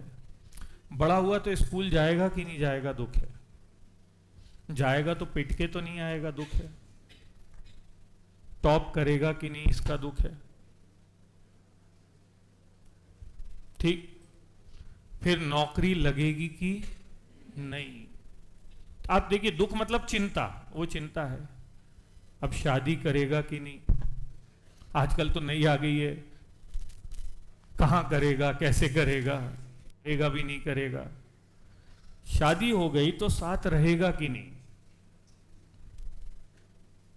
फिर पोता कब होगा,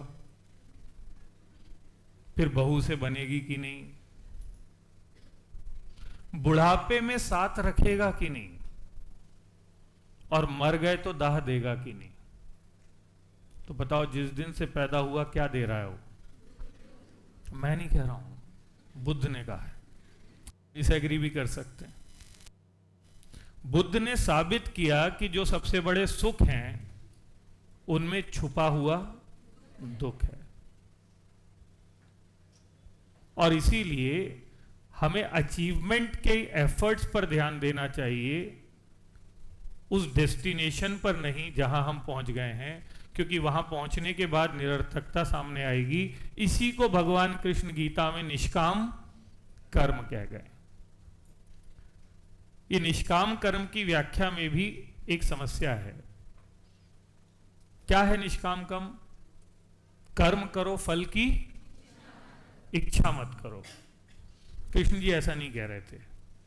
मैं अपना वर्जन बताता हूं, मतलब मैं इतना बड़ा आदमी नहीं हूं, लेकिन मैं अपने ढंग से बताता हूं जो मैं समझ पाता हूं।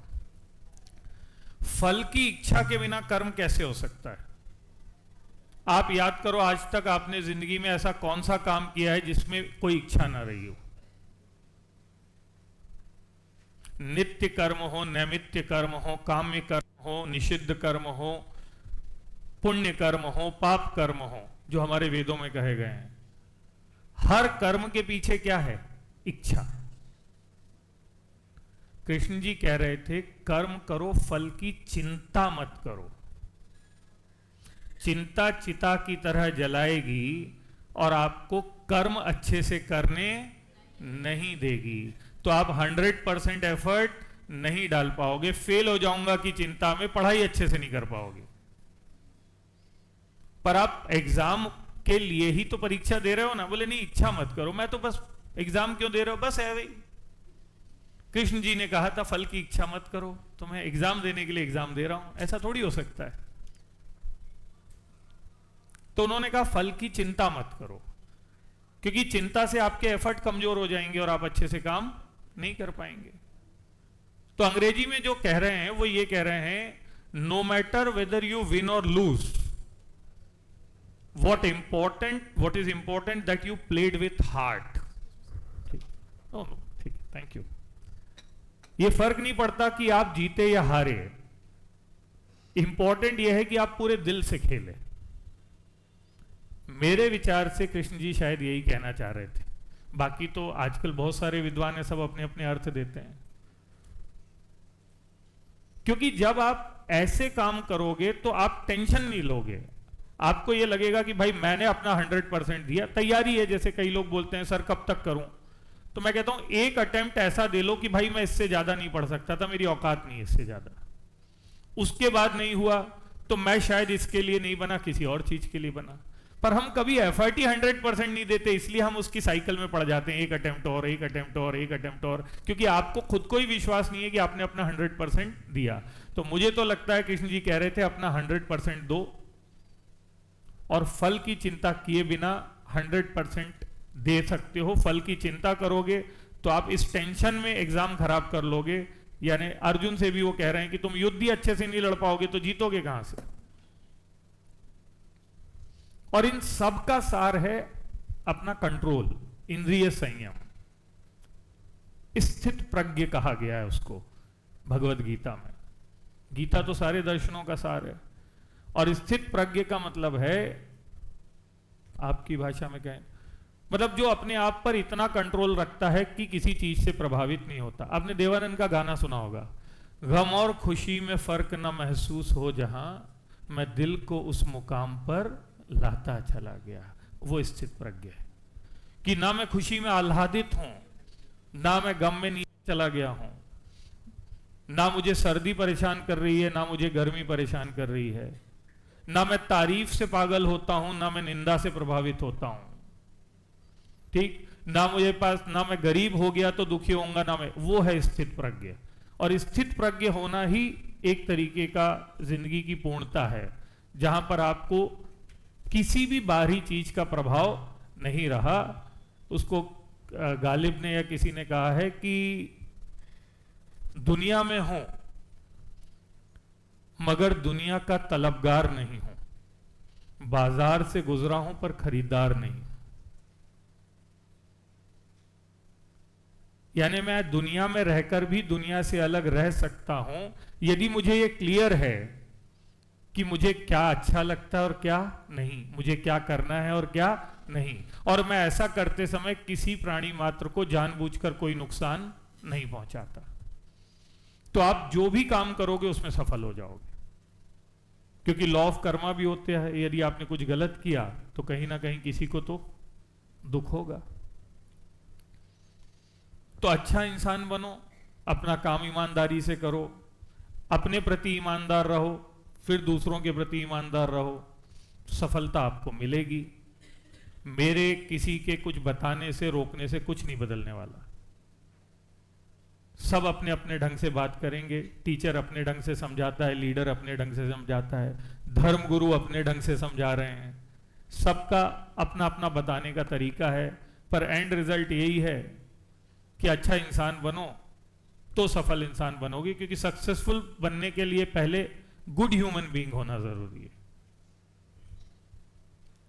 और गुड ह्यूमन बीइंग का मतलब है अपने अंदर, सारे धर्मों में कहा गया हमारे अंदर 5 अरि हैं, और इसलिए जैन धर्म में अरिहंत शब्द आया है। अरि मतलब शत्रु। अरि संस्कृत का शब्द है। काम, क्रोध, लोभ, मोह, घृणा। हर धर्म कह रहा है इनको अपने अंदर से मार दो तो आप आगे चले जाओगे। और पॉजिटिव क्या है, इनको हटा के क्या लाना है? प्रेम, दया, सेवा, करुणा, भाईचारा। इतनी सरल बात है, लोग कॉम्प्लिकेट कर देते हैं। आप ऐसे जियोगे तो आप भी आगे जा सकते हो। तो मेरे विचार से पढ़ाई से जुड़ी, जीवन से जुड़ी जो भी मेरी छोटी मोटी समझ है, मैंने आपको कम शब्दों में ही बताने की कोशिश की है। बाकी मैं टीचर हूं, मैं तो बोलता ही रह सकता हूं कितनी भी देर तक, तो मुझे लगता है इतना काफी है। हाँ, आपका कोई सवाल होगा तो अब मैं जवाब जरूर दूंगा। चलिए sir, thank you, thank you. Please. आदरणीय, सवालों की शुरुआत मैं अपने आप से करना चाहूँगा। सर, डिजिटल माध्यम से हमने दिव्यकीर्ति सर को सुना है और प्रत्यक्ष रूप में आपको सुना है। सर, काफ़ी समानताएं हैं, तो अगर आप चाहें सर तो हम जानना चाहेंगे दिव्यकीर्ति सर के बारे में आपके माध्यम से। Thank you sir. वेल, मैं फॉर्चुनेट लोगों में से हूँ जो विकास दिव्यकीर्ति सर, मतलब मेरे बड़े भाई हैं, आप ऐसा मान सकते हैं। और मेरा उनसे जुड़ाव 2003 से है। उस समय यूपीएससी का वो उनका अंतिम अटेम्प्ट था और मेरा पहला इंटरव्यू था। उस दौरान हमारा जुड़ाव हुआ और उससे आगे की कहानी हमारा, मतलब एक विकास सर एक बार छत्तीसगढ़ आए हैं। वो मेरा एक पब्लिकेशन है, युवाचार पब्लिकेशन, उसके उद्घाटन के लिए आए थे। इट्स अराउंड 2018, और उसमें उन्होंने ही उनके और मेरे संबंध के बारे में बताया है। दिल्ली IAS एकेडमी के उस पर है, यूट्यूब चैनल पर, तो उस पर आप उनके मुंह से सुनेंगे तो ज़्यादा अच्छा है। वो आज बहुत बड़ी हस्ती हैं, और मैं ये कहूँ कि मैं उनका ये हूँ वो हूँ, तो मतलब ये थोड़ा सा अच्छा नहीं लगता है। तो मेरा ये मानना है कि उन्होंने खुद ने बताया है कि हमारा जुड़ाव कैसे हुआ, हम कैसे आगे बढ़े, हमारा संबंध कैसा है। उन्होंने जो कहा है उसी को 2-3 लाइन में बता देता हूँ। मैं दृष्टि के सबसे पुराने टीचर्स में से हूँ, सर के अलावा, जो सर तो हैं ही, फाउंडर 2003 से। मैं लगभग पिछले 20 सालों से दृष्टि से जुड़ा हुआ हूँ, और लेकिन मैंने अपना संस्थान यहीं पर रखा। मैं कभी दिल्ली शिफ्ट करने के लिए नहीं कहा। मैं सर से कहता हूँ कि 40 और 400 AQI में अंतर होता है, एयर क्वालिटी इंडेक्स, और मैं छत्तीसगढ़ में खुश हूँ। और सर मुझे आलू कहते हैं। आलू का मतलब है कि उनको कोई भी विषय ऐसा हो जो नया आया है या जिसमें परेशानी हो, तो वो कहते हैं कि मैं सौरभ को बोल देता हूँ। वो खुद बहुत, मतलब वो दम आलू हैं, फिर वो खुद भी हर विषय पढ़ा सकते हैं। तो मुझ में थोड़ा बहुत ऐसी स्थिति है कि मैं किसी भी विषय, तो कुछ नए नए सब्जेक्ट्स आए तो मैं उनके साथ जुड़ा। लेकिन उनके साथ प्यार और जुड़ाव का मामला ये है कि जब मैं वहाँ जाता हूँ तो हम एक बहुत अच्छा समय साथ में गुजारते हैं। मुझे बहुत कुछ सीखने उनसे मिलता है। तो ये पर्सनल एक्विंटेंस मेरे लिए काफ़ी अच्छा है। कई लोग मेरा मजाक बनाते हुए ऐसे भी कहते हैं कि छत्तीसगढ़ का विकास दिव्य कीर्ति। मैं मजाक नहीं, मैं तो इसको भी प्राउड की तरह लेता हूँ कि मैं कहीं का भी बनूँ। मैंने कभी ये डिलिबरेट कोशिश नहीं की कि मैं किसी के जैसा या नकल वाली बात हो। मूल मुद्दा ये है कि हर किसी के व्यक्तित्व का जुड़ाव किसी के साथ होता है। मेरा उनके साथ लगातार जुड़ाव रहा है, तो शायद हमारे बीच में कुछ समानताएं ऐसी हों, और हम एक ही फील्ड से हैं, तो इसलिए भी शायद ऐसी बात होती है। बाकी उनकी मेरी कोई वो नहीं हो सकती। वो क्या कहेंगे, वो अर्श है, मैं फर्श हूँ, ऐसा मानिए आप। He is great person, great personality. और लोगों को ये डाउट है कि सोशल मीडिया में लोग अपना अच्छा चेहरा दिखाते हैं। यकीन मानो कि वो जैसा वहाँ दिखते हैं वो वास्तव में भी अच्छे ही हैं, वैसे ही अच्छे हैं। तो उसमें कोई प्रोजेक्शन नहीं है। He is really a good human being. Professional world में हैं तो कॉम्पिटिटर हैं, तो कोई व्यापारी कहेगा, कोई कोचिंग लूटे, वो मेरे लिए भी कह सकते हैं, उनके लिए भी।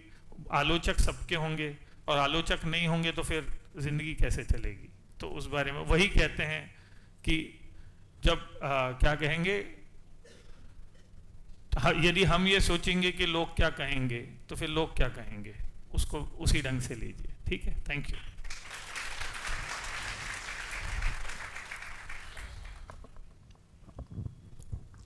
सर मेरा एक सवाल है, जैसे कि हिंदी माध्यम है और इंग्लिश माध्यम है, अभी जो टॉपर है शक्ति दुबे जी, उनका जो स्कूल का पढ़ाई और कॉलेज का जो पढ़ाई हिंदी माध्यम से हुआ है, लेकिन उन्होंने यूपीएससी में अपना माध्यम इंग्लिश में चयन किया। अगर उन्होंने हिंदी में अगर एग्ज़ाम दिया होता यूपीएससी का, तो भी क्या वो टॉप करती? वेल, यूपीएससी में अनफॉर्चुनेटली ये स्थिति है कि 2011-12 के बाद से हिंदी मीडियम का सिलेक्शन लगातार कम हुआ है।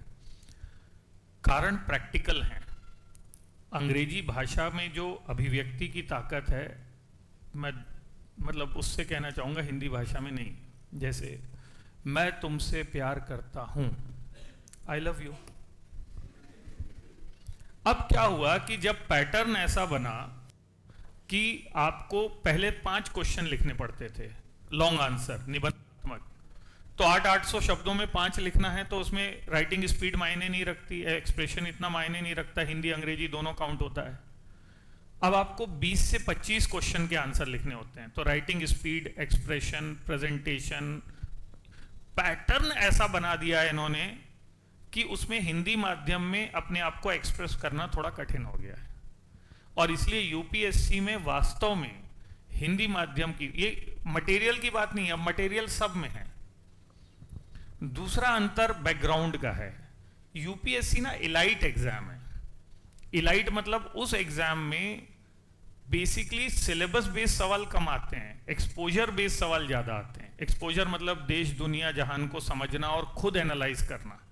हम जो गांव गरीब पृष्ठभूमि से जो लोग जाते हैं, जैसे मैं भी आया या हम लोग पढ़ रहे हैं, हमारा दुनिया के साथ जुड़ाव उस लेवल का नहीं होता जो शहरी लोगों का होता है। जैसे कहते हैं दिल्ली का लड़का ज़्यादा स्मार्ट होगा रायपुर के लड़के से, और रायपुर का ज़्यादा होगा पामगढ़ के लड़के से। तो वो मामला एक्सपोजर का है। ये जो स्ट्रीट स्मार्टनेस है वो यूपीएससी की डिमांड है, और ये स्ट्रीट स्मार्टनेस इंग्लिश मीडियम में ज़्यादा होती है। मैं दो चीज़ें जो डिकोड कर पाया वो बता रहा हूँ, एक लैंग्वेज की ताकत और दूसरा बैकग्राउंड जो है आपका, वो भी इस एग्जाम में, क्योंकि इन्होंने पैटर्न ही ऐसा बनाया है कि आपको लगेगा ही नहीं है हिस्ट्री ज्योग्राफी है। वो हिस्ट्री ज्योग्राफी को उठाकर पूछ रहा है तुम्हारी क्या राय है।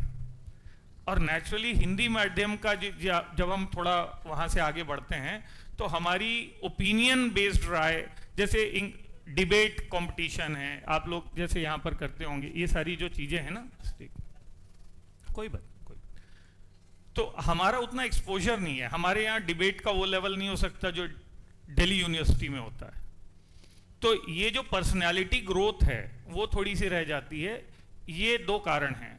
सीजीपीएससी में अभी ऐसा नहीं, लेकिन डाउन द लाइन 4-5 साल हो जाए तो कोई बड़ी बात नहीं है। मैं दूसरी बात कह रहा हूँ, आप सब अपने बच्चों को किस मीडियम में पढ़ाओगे? English medium. तो आज से थोड़े दिन बाद ये सवाल ही खत्म हो जाएगा। आप हिंदी की बात करो, प्रधानमंत्री जी करें, सब करें, तो सारे मिनिस्टर अपने बच्चों को पहले हिंदी मीडियम में भेजे ना।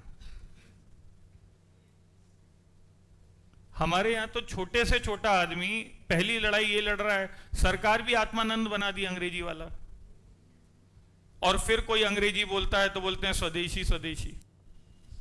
तो हमारी कथनी करनी का अंतर तो देखिए ना। यदि हमें हिंदी को आगे ले जाना है तो मैं और आप पहले अपने बच्चे को हिंदी मीडियम में क्यों नहीं पढ़ा रहे? तो हम पहले ही मान चुके हैं कि हिंदी मीडियम इंफीरियर है। तो 5 ईयर डाउन द लाइन तो कहीं पर हो, कॉलेज हो, कोचिंग हो, वहां पर हिंदी मीडियम में पढ़ाना ही मुश्किल हो जाएगा। जब स्कूल के ही बच्चे, दिक्कत यह है कि स्कूलों में भी जो अंग्रेजी मीडियम पढ़ा रहे हैं उससे अंग्रेजी आ नहीं पाती है। और अब तो अध कचरे बच्चे हैं, ना हिंदी के रहे ना,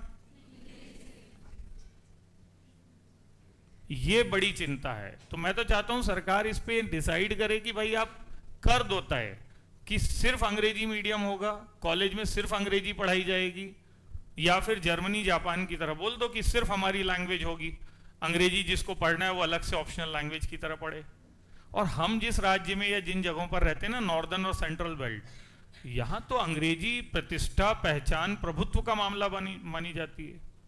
आई स्टिल रिमेंबर जब 2007 में मैं रोटरी क्लब में पहला सेमिनार लिया और मैं 3 मिनट तक सिर्फ अंग्रेजी में बोला, तो लोग ये नहीं सुन रहे थे कि मैं क्या बोल रहा हूँ, वो तो बस ऐसे हंस के देख रहे थे, अंग्रेजी बोल रहा है लगातार। मैं आज से 20 साल पहले की बात कर रहा हूँ, क्योंकि उस समय अंग्रेजी बोलना ऐसे लगा मुश्किल। उस समय बहुत कम लोग ऐसे दिखते थे जो स्पोकन इंग्लिश पढ़ा रहे हैं, वो भी नहीं बोलते थे वैसे। बेसिकली व्यवसाय के तौर पर अंग्रेजी हो जाए बात अलग है। तो यदि यूपीएससी देनी है, फाइनल बात कहें तो आपको इंग्लिश मीडियम ही लेना चाहिए। स्टेट सर्विसेज में अगले 5 सालों तक दोनों चल सकता है, 5 साल बाद का सिनेरियो मैं नहीं जानता। ठीक है।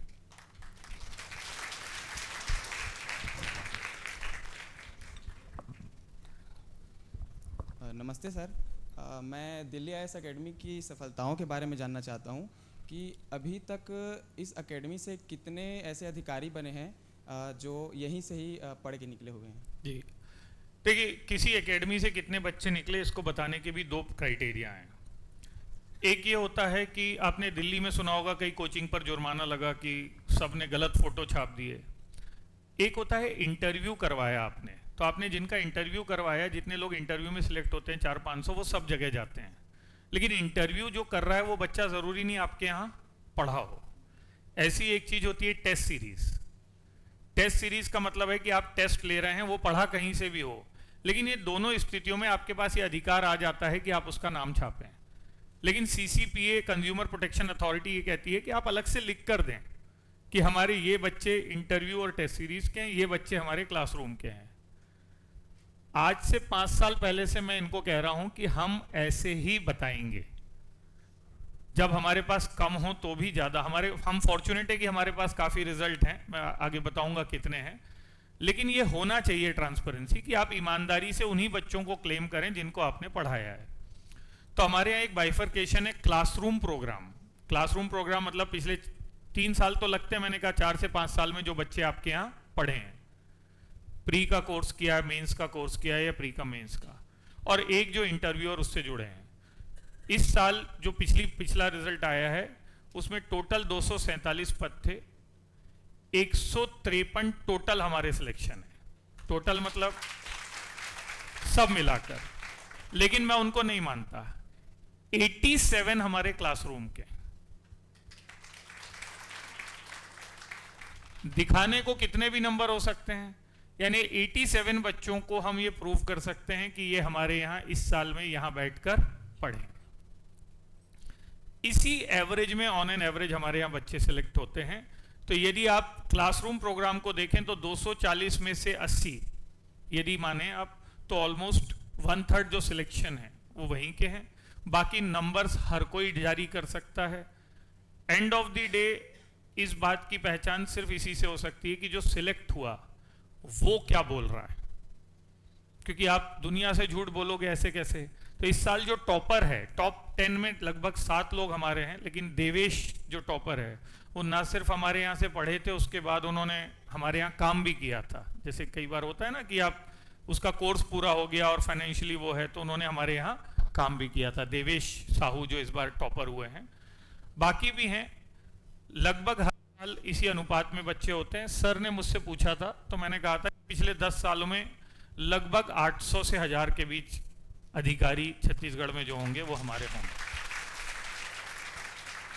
ठीक, लेकिन मैं फिर से कहूंगा कि मैं उनका श्रेय नहीं ले सकता, क्योंकि यदि मैं उन 800 का श्रेय लूंगा तो मुझे उन 8000 का ब्लेम भी लेना पड़ेगा जिनका मेरे पास पढ़ के नहीं हो पाया, क्योंकि इस परीक्षा में सिलेक्शन रेशियो 1% से भी कम है। हमारे पास हर साल मान लो 1,500-2 हज़ार बच्चे पढ़ रहे हैं और उनमें से 200 सिलेक्ट हो रहे हैं, तो परसेंटेज तो 10 हुआ। तो यदि मैं 10 का क्रेडिट लूं तो 90 का डिस्क्रेडिट भी मेरा। पर हम सब एक स्थिति में हैं, हम क्रेडिट ले लेते हैं, डिस्क्रेडिट छोड़ देते हैं। पर मैं उसको डिस्क्रेडिट इसलिए नहीं कह सकता क्योंकि पद ही 200 हैं, और यदि मेरे इंस्टीट्यूशन में ही 2000 लोग पढ़ रहे हैं तो मैं 200 में 2000 कैसे सिलेक्ट करवा सकता हूं। सरकार पोस्ट बढ़ाए तो ये रेशियो IIT में भी दिखेगा आपको, नीट में भी दिखेगा, हर जगह दिखेगा आपको कि सिलेक्शन परसेंटेज उतना ही है। ये सच है। हम कोच हैं और कोच बताता है डूज एंड डोंट्स, बस यही बताता है। खेलते आप हैं तो सिलेक्शन भी आपका, रिजेक्शन भी आपका। आप चाहें जिसको क्रेडिट दें, वो स्कूल के टीचर से लेकर मेरे तक हर कोई हो सकता है, और आपको अपने दिल में पता होता है किसका योगदान ज्यादा रहा। बस यही सच है।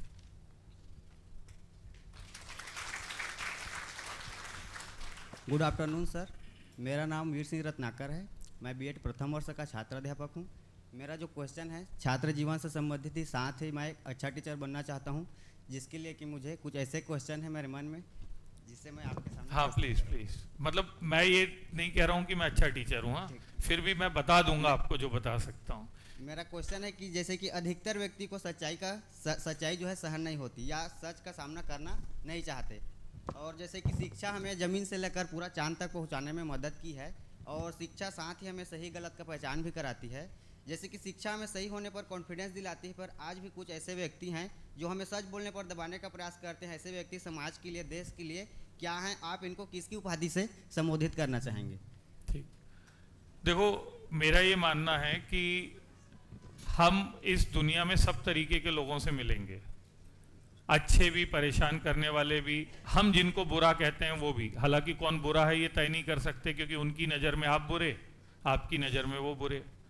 तो सबसे पहली चीज़ तो सब्जेक्टिवली जज करना बंद करो। सब्जेक्टिवली जज को बोलेंगे अपनी नज़र से किसी को देखना बंद करो। सार्वभौमिक नज़र में यदि वो गरीब कह रहा हूँ, वो है बुरा है, यानी ज़्यादातर लोग मानते हैं उसको बुरा। अब जैसे दाऊद इब्राहिम बुरा है भारत के लिए, तो वो बुरा ही मानेंगे, पर गोंडसे को लेकर दो राय हो जाती हैं। एग्जाम्पल से समझ में आया, मैं विवाद में नहीं पढ़ना चाहता, पर मैं उदाहरण दे रहा हूं तो आप समझ पा रहे होगे। तो ये कैसे तय करोगे कि कौन अच्छा है और कौन बुरा है? आपने ये कहा कि हर वो व्यक्ति जो अपने समाज को, देश को या व्यक्तियों को किसी रूप में नुकसान पहुंचा रहा है वो बुरा है, ऐसा ही कह रहे हैं। मेरा ये मानना है कि उस बुरे व्यक्ति से थोड़ा सा बचने की कोशिश करें, उसकी बुराई को रोकने के लिए आप प्रत्यक्ष अप्रत्यक्ष रूप में जो कर सकते हैं वो करने की कोशिश करें अपनी क्षमता में। लेकिन तीसरी और इंपॉर्टेंट चीज ये है कि ये कुछ भी करते हुए आप उसके जैसा बनने की कोशिश ना करें। मैं वो जो रिवेंज वाली चीज है ना, उस पर भरोसा नहीं रखता। आज की दुनिया में रिलेवेंट हो ना हो, पर मैं ठीक ठाक गांधीवादी हूं, और मेरा ये मानना है कि आप दूसरे को अपनी अच्छाई से जीत सकते हैं। उसने जो किया वही आपने किया, तो अंतर समय का था, अंतर समय का था। उसको मौका मिला, उसने गलत किया, आपको मौका मिला, आपने गलत किया। तो अपने आप को सही साबित करने के लिए किसी को नुकसान पहुंचाने या दुख देने की जरूरत नहीं है। आप सही हो तो समय के साथ ऊपर आएगा, वो गलत है तो समय के साथ समझ जाएगा। अपना समय ऊर्जा इसमें खर्च मत करो, क्योंकि इसमें बहुत सारा टाइम खराब होता है किसी ऐसी चीज को सुधारने में जिसमें अभी सुधार की संभावना नहीं। ठीक, एक और क्वेश्चन सर। जैसे कि मैं भविष्य में टीचर बन गया, ठीक है, तो लोग या बच्चे जो भी है मेरे को मेरे डर की वजह से रिस्पेक्ट करते हैं पूरे 90% लोग, लेकिन जो 10% है वही दिल से रिस्पेक्ट करते हैं। तो मेरा शिक्षक जीवन जो रहा कितना % सार्थक रहा या कितना अच्छा रहा? आप उन 10% में शामिल हो जाओ तो 100% सार्थक रहा। मेरी बात समझे आप? Yes sir. आप उन 10% टीचर में शामिल हो जाओ जिनको दिल से इज्जत करते हैं, तो 100% सार्थक रहा। जी सर। और यदि आप उस 90% का हिस्सा हो तो किसी दिन निरर्थकता नजर आई जाएगी। आप यहाँ डराओगे, वो आपको चौराहे पे डरा देगा। बात तो सही है सर। ठीक, थैंक यू सर।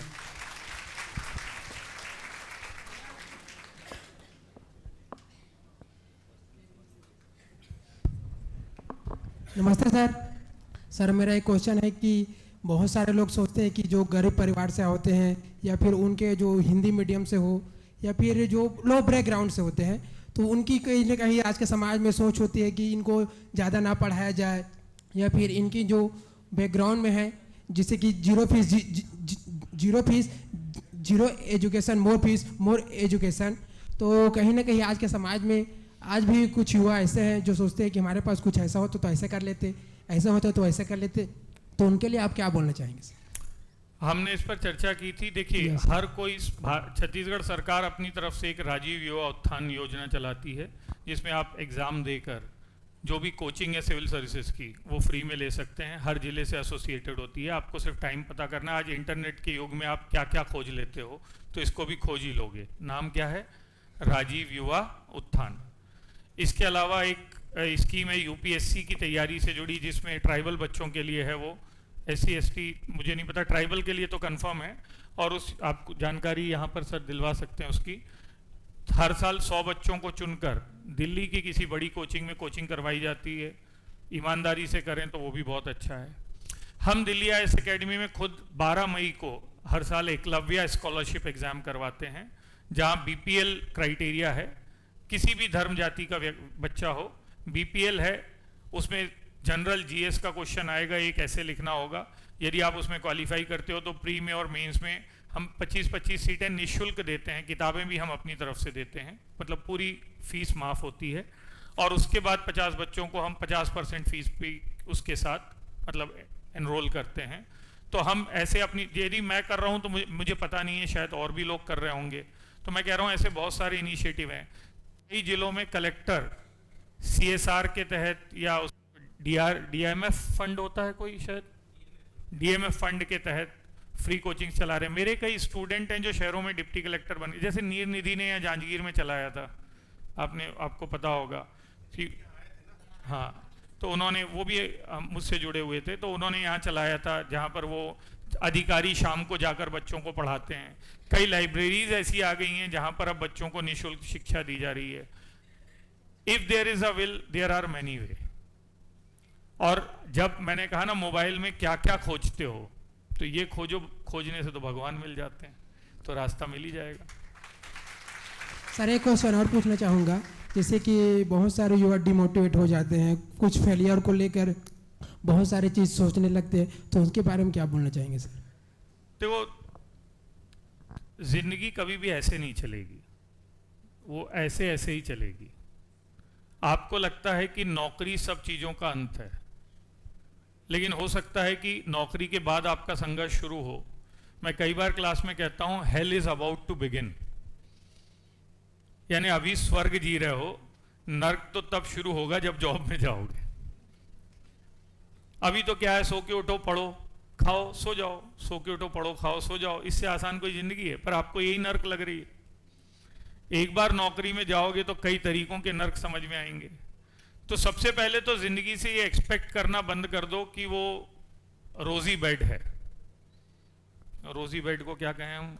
मखमल की चादर है जो आपको उड़ाई जाएगी। जिंदगी कांटों की चादर ही है, तो आपको आदत डालनी पड़ेगी कांटों को सहने की। तो ये जो डीमोटिवेशन आता है, डिप्रेशन आता है, तनाव आता है, ये सब हमारा बनाया हुआ ही एक सिस्टम है। मैं ये नहीं कह रहा किसी की मेंटल स्ट्रेंथ ज़्यादा होती, किसी की कम होती है। यदि मुझे आता तो मैं क्या करता वो बता रहा हूँ। एक नेगेटिव एनर्जी से दूर होता, एक ऐसे लोगों से दूर होता जो मुझे डिमोटिवेट कर रहे हैं। अपना एनवायरनमेंट पॉजिटिव बनाना ज़रूरी है। मुझे कोई चीज़ देखकर खराब लगता है, उससे दूर हो जाओ। मुझे किसी से मिलकर अच्छा नहीं लगता, उससे दूर हो जाओ। यदि मैं कोई चीज़ देखता हूँ, ये तो आपके हाथ में है ना कि जिन जिन चीज़ों से डिमोटिवेशन आ रहा है उससे आप बाहर हो जाओ। हाँ, परीक्षा फेल होने से डिमोटिवेशन आया है तो फिर किसी मोटिवेशन को, किसी ऐसे व्यक्ति से मिलो जिससे मिलकर जो आपसे ज़्यादा कमज़ोर रहा हो। हमेशा ये कहा गया है कि जब आप गिरो तो उसको देखो जो तुमसे नीचे है, और जब उठो तो वो याद रखो कि बहुत लोग तुमसे ऊपर हैं। तो ये डिमोटिवेशन का प्रॉब्लम अपने आप सॉल्व हो जाएगा।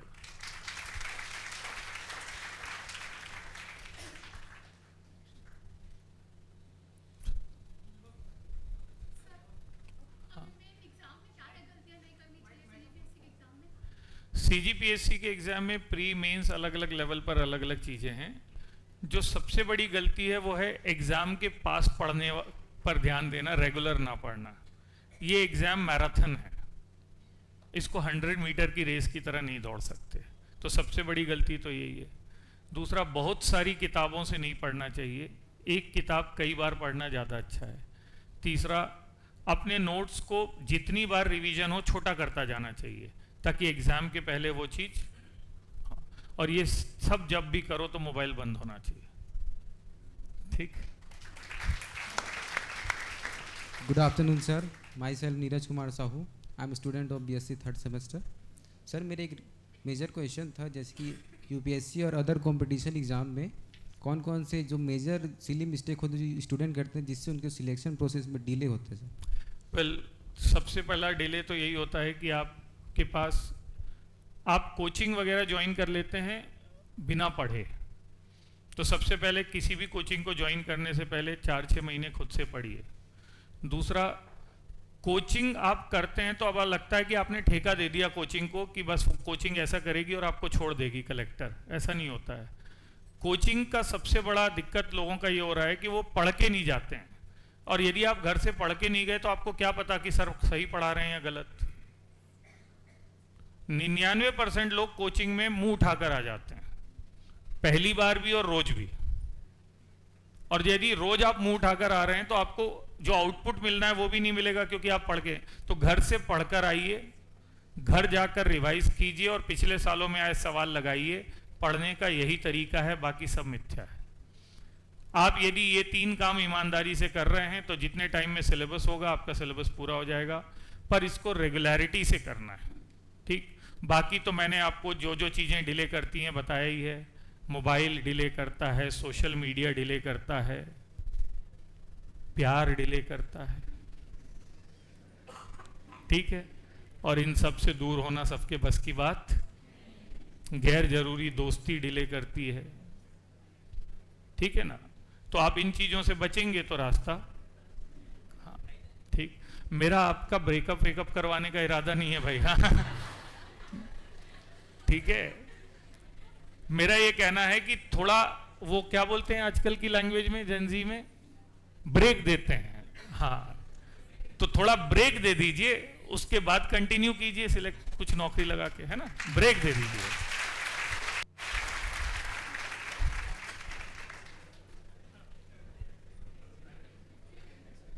हाँ जी, हाँ जी।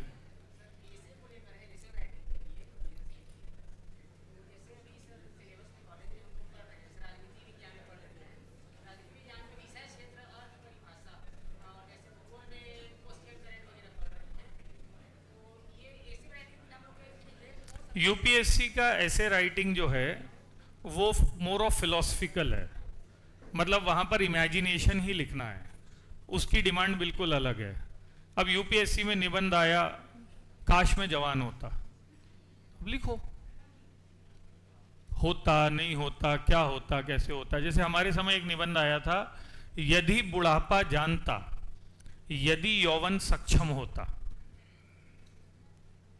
अब सोचो इसको समझ में ही नहीं आ रहा है तो लिखोगे क्या? और इस पे लिखने आपको 800 शब्द।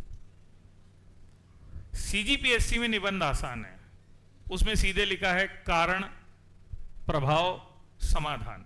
तो सीजीपीएससी में निबंध नहीं आर्टिकल आते हैं, और उन आर्टिकल को पढ़ने के लिए आप एडिटोरियल पढ़ना शुरू कर दो न्यूज़पेपर के, तो सीजीपीएससी हो जाएगा। सीजीपीएससी इज मोर और लेस लाइक किसी समस्या पर निबंध पूछे जाएंगे, तो समस्या क्या है, उसका इतिहास क्या है, उसके कारण क्या है, उसके प्रभाव क्या है, उसका समाधान क्या है। तो मैं फर्स्ट डे जब ऐसे की क्लास लेता हूं तो उसमें ये बता देता हूं कि अब आप दुनिया के किसी भी विषय पर 800 शब्द लिख सकते हो।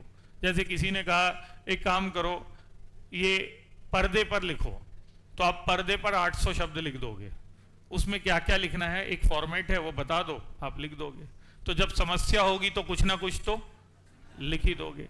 लेकिन लिखना कठिन काम है। जैसे मैं आपसे अभी कहूं अपने बारे में 100 शब्द लिखो, तो आधों की सांस अटक जाएगी। अपने बारे में क्या लिखे? तो आज आप घर जाओ और अपने बारे में 100 शब्द लिखो, और ना लिख पाओ तो ये समझो कि लिखना कितना कठिन काम है। ठीक है, चलिए, थैंक यू।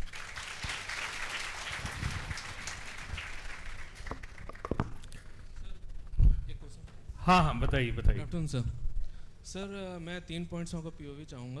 पहला सर सेल्फ डाउट, प्रोक्रेस्टिनेशन, और थर्ड सर जो कॉमन होता है, लोग क्या कहेंगे। लोग क्या कहेंगे, लोग क्या कहेंगे। देखो, इन्होंने कहा है कि 3 समस्याएं हैं। एक सेल्फ डाउट इन्होंने कहा है, ठीक। सेल्फ डाउट एक बहुत सामान्य सी चीज है, ठीक।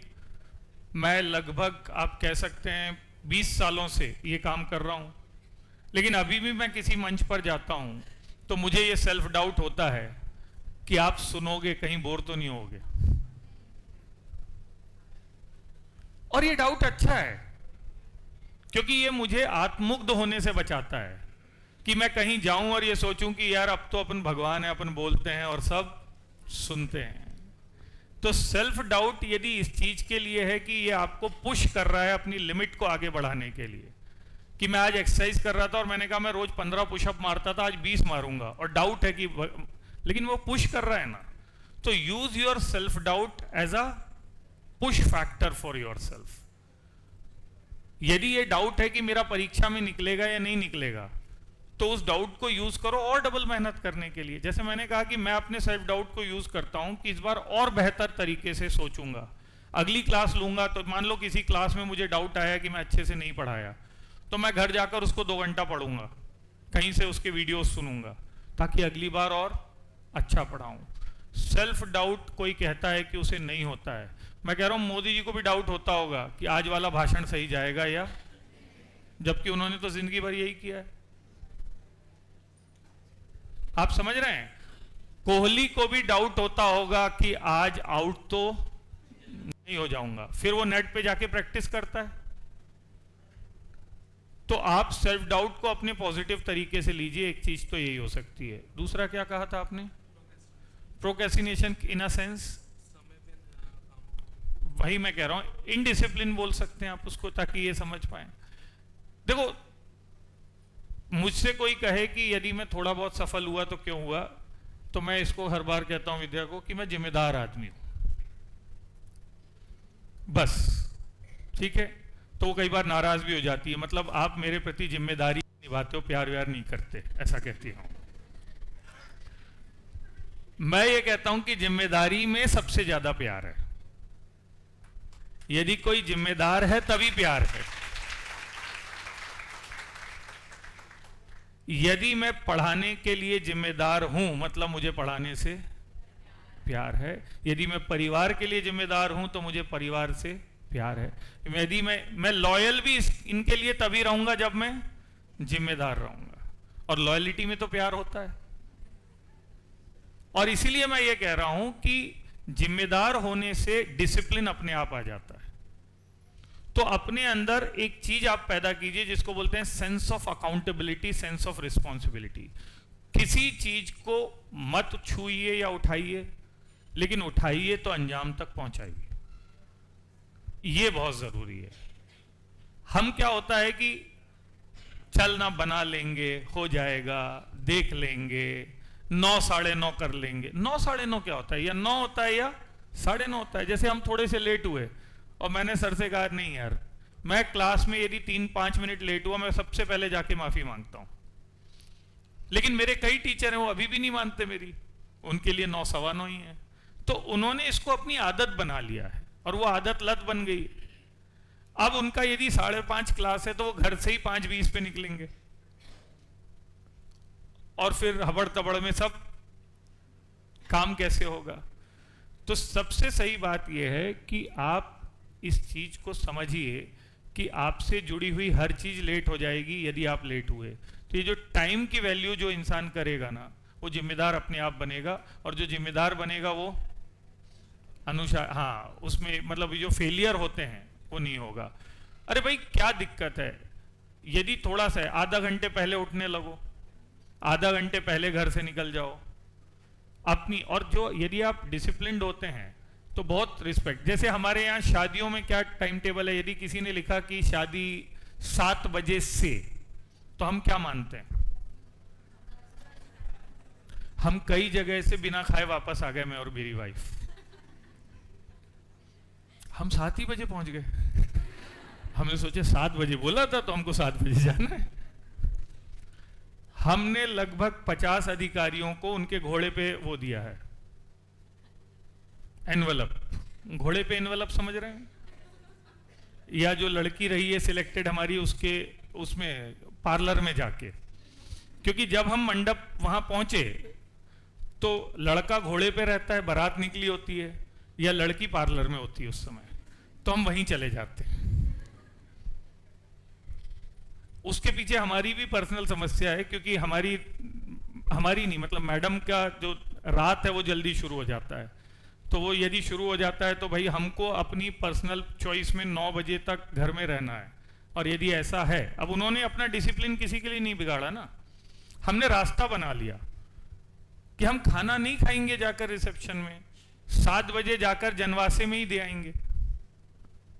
उन लोग भी जान चुके हैं अब कि सर वहां नहीं मिलेंगे, यहीं आकर मिलेंगे। थोड़ा वो एडजस्ट कर लिए, थोड़ा हम एडजस्ट कर लिए, एडजस्टमेंट सब हो जाता है, पर हमको कोशिश करने की जरूरत है। ठीक, तो ये दूसरी समस्या है। और क्या कहा था आपने, लोग क्या कहेंगे। ठीक, एक्चुअली तो ये बताओ ये लोग हैं कौन, मैं वही कह रहा हूं। ठीक, सोसाइटी तो हम ही हैं। मैंने इसी के बारे में कहा था कि मैं आप में से किसी से भी पूछूं तो ये जैसे कॉलेज में ज्योतिष होते हैं ना, तो कैसे होते हैं, तुम बहुत साफ दिल के आदमी हो, तुम्हारे साथ धोखा बहुत होता है, लोग तुम्हारे इमोशंस का फायदा उठाते हैं, तुम कभी किसी का बुरा नहीं सोचते लेकिन लोग तुम्हारा गलत बुरा सोचते हैं, तुमने कभी किसी को जानबूझकर तकलीफ, लेकिन लोग फायदा उठाते हैं। आप ऐसी 10 लाइन लगातार बोलो, आपको लगेगा आपके बारे में बोल रहा है। क्योंकि आप अपने बारे में ऐसा सोचते हो। अब ये सोचो कि यदि आप सब ऐसे हो कि किसी का बुरा नहीं सोचते, किसी का बुरा नहीं करते, आपके साथ ही गलत होता है, आप कभी गलत नहीं करते, तो ये गलत करते कौन है? तो व्हेन यू थिंक लोग क्या कहेंगे, लोग आर ऑल्सो थिंकिंग कि आप क्या कहेंगे, क्योंकि आप भी लोग में से एक हैं। और इसलिए लोग क्या कहेंगे उस पर ज्यादा सोचने की जरूरत नहीं है, कुछ तो लोग कहेंगे। मोर इंपॉर्टेंट बात यह है, उसमें ज्यादा सबसे इंपॉर्टेंट बात यह है, यदि आप सफल और अच्छे इंसान हैं तो लोग आपके बारे में अच्छा ही कहेंगे। और सफल और अच्छा एक साथ जुड़ा हुआ है। और यदि आप बुरे सफल इंसान हैं तो आपके सामने कुछ भी कहें, लोग आपके बारे में कुछ ना कुछ कहेंगे। तो आप अच्छे हैं तो भी कहेंगे, बुरे हैं तो आप कोशिश करो कि आपके बारे में अच्छा कहें। जैसे मैं पढ़ाते समय कोशिश करता हूं कि बहुजन जो हैं, ज्यादातर लोग ये कहें कि नहीं यार ठीक ठाक पढ़ाता है। 100% लोग कभी नहीं कह सकते कि अच्छा पढ़ाता है, क्योंकि आप सबके दिल में जुड़ पाए। लेकिन आपने मेजॉरिटी का दिल भी जीत लिया तो बहुत है। इसी को अंबेडकर जी बोल के गए हैं कि सर्वजन हिताय सर्वजन सुखाय पॉसिबल नहीं है। तो फिर क्यों कोशिश करना? बहुजन हिताय बहुजन सुखाय की तरफ चले जाओ। ज्यादातर लोगों के लिए जितना कर सकते हो उतना करो। और ये चिंता मत करो, यदि आप सफल हैं, अच्छे हैं, तो लोग अपने आप आपके पीछे आएंगे और आपके बारे में अच्छा बोलेंगे। तो आप लोगों के बारे में सोचने की बजाय अपने आप को ऊपर उठाओ तो चीजें बेहतर हो जाएंगी। ठीक है? हाँ बेटा बताओ।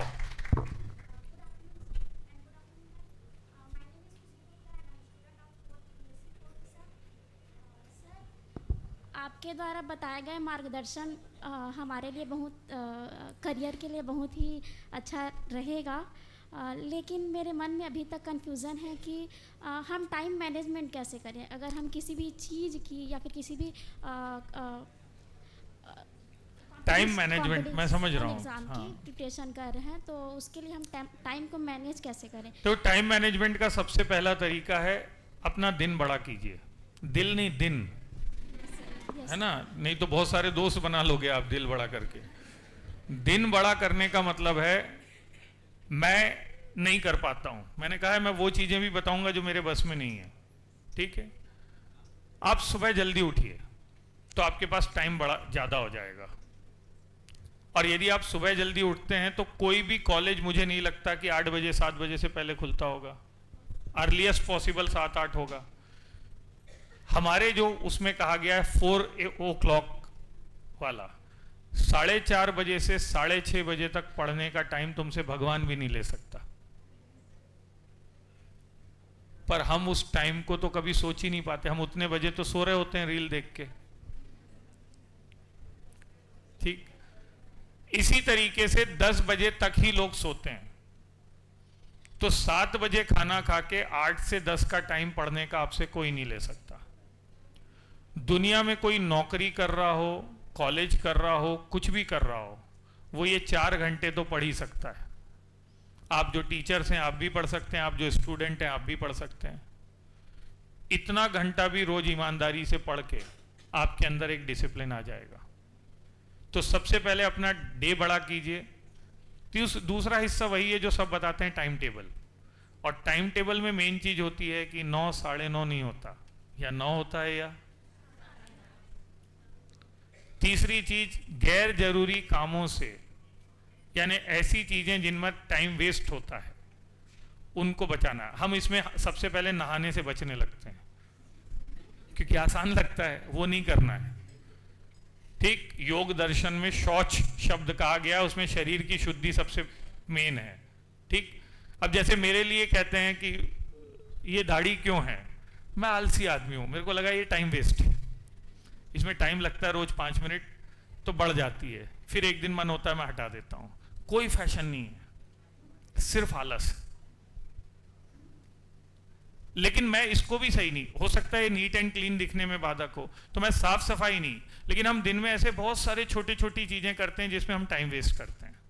आप फाइंड आउट कीजिए खाना खाते खाते मोबाइल देखने से टाइम बढ़ जाता है और शरीर को भी नहीं लगता, बंद कर दीजिए। होता है ऐसा, गाड़ियों में इधर उधर जाते समय हम मोबाइल चलाते हैं, उस दौरान हम किसी किताब को पढ़ सकते हैं। आप टाइम निकालेंगे तो बहुत सारा टाइम निकल जाएगा, और इसलिए तो मैंने कहा आपका ज़्यादातर टाइम तो मोबाइल ही वेस्ट कर रहा है। उसी से थोड़ा बच जाइए तो देखिए आपका टाइम मैनेजमेंट कितना सही हो जाएगा। सोने का टाइम भी उसी से खराब है। सोने के 2 घंटे पहले 8 बजे पढ़ना शुरू किया, मोबाइल बंद कर दो, तो बहुत सारी चीज़ों से ठीक हो जाएंगी बेटा। ठीक है, चलिए, धन्यवाद सर। हाँ हाँ,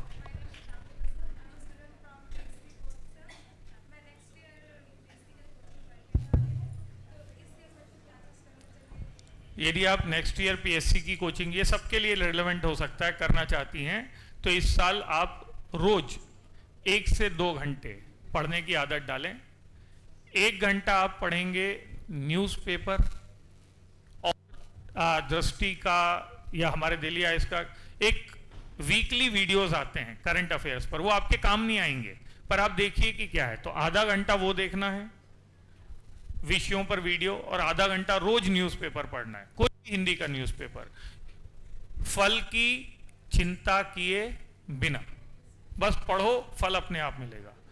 और 1 घंटा आप या उसको आधा घंटा कर सकते हैं, एक छत्तीसगढ़ की किताब ले लीजिए, छत्तीसगढ़ संपूर्ण करके कुछ भी, और एक जैसी कोई किताब, या हमारे युवाचार में भी इसकी सब में आती हैं, एक जिसमें पूरा इंडियन जीएस हो और एक पूरा जिसमें छत्तीसगढ़ जीएस हो, उसको एक बार पढ़ के आइए कोचिंग, तो आपको आउटपुट मिलेगा। ठीक, चलिए,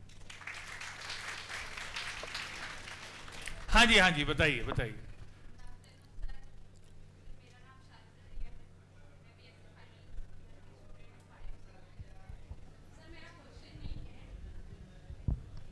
कि जैसे सर जितने स्टूडेंट हैं, स्कूल लाइफ, कॉलेज लाइफ, ये सबका माइंडसेट होता है कि हम जैसे छत्तीसगढ़ से बाहर गए तो सोचते हैं कि वो हमारे बारे में क्या सोचेंगे अदर स्टेट वाले, तो हम उनके सामने हिंदी में बात करते हैं। और आप ले लीजिए कि हमारी दादी, मतलब बुजुर्ग लोग हैं, वो लोग नहीं सोचते, वो लोग अपने छत्तीसगढ़ी में ही बात करते हैं। तो यहाँ पे हमारा, अभी आप हर टॉपिक में बताइए कि हमारा माइंडसेट दूसरों का नहीं सोचना है, हमको अपना सोचना है। तो आप बताइए सर, मतलब मेरे थ्रू सभी को मालूम हो जाए कि हमको दूसरों के लिए नहीं, हम जैसे छत्तीसगढ़ गए तो हमको प्राउड फील करना चाहिए सर कि हम बाहर गए तो हमको छत्तीसगढ़ी में ही बात करना चाहिए, क्योंकि अदर स्टेट वाले होते हैं सर कि जैसे केरला से है तो वो तमिल में ही बात करेंगे। हर स्टेट की बात है सर ये आप अपने कल्चर पर, अपने उस पर रिस्पेक्ट करना चाहिए, गर्व करना चाहिए, और ये कोशिश करनी चाहिए कि हम छत्तीसगढ़िया ऐसा कुछ काम करें जिससे भारत में हमारी पहचान हो।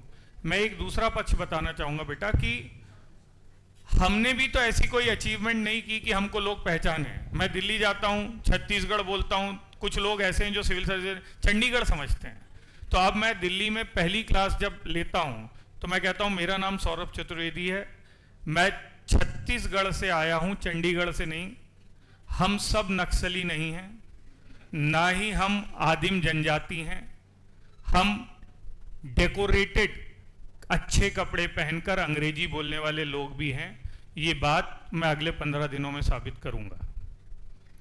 अब जब मैं ये कहता हूं और 15 दिन के बाद क्लास खत्म होती है तो मैं फिर यही बात कहता हूं और कहता हूं कि मुझे लगता है कि मैं ये साबित करने में सफल रहा होऊंगा कि मेरे राज्य जो पहचान के संकट से जूझ रहा है उसकी एक पहचान मैंने यहाँ बनाई होगी। और मैं चाहता हूं कि हर छत्तीसगढ़ी ये पहचान अपनी अपने क्षेत्र में बनाए, तब हम कहें छत्तीसगढ़िया सबले बड़े। ठीक है,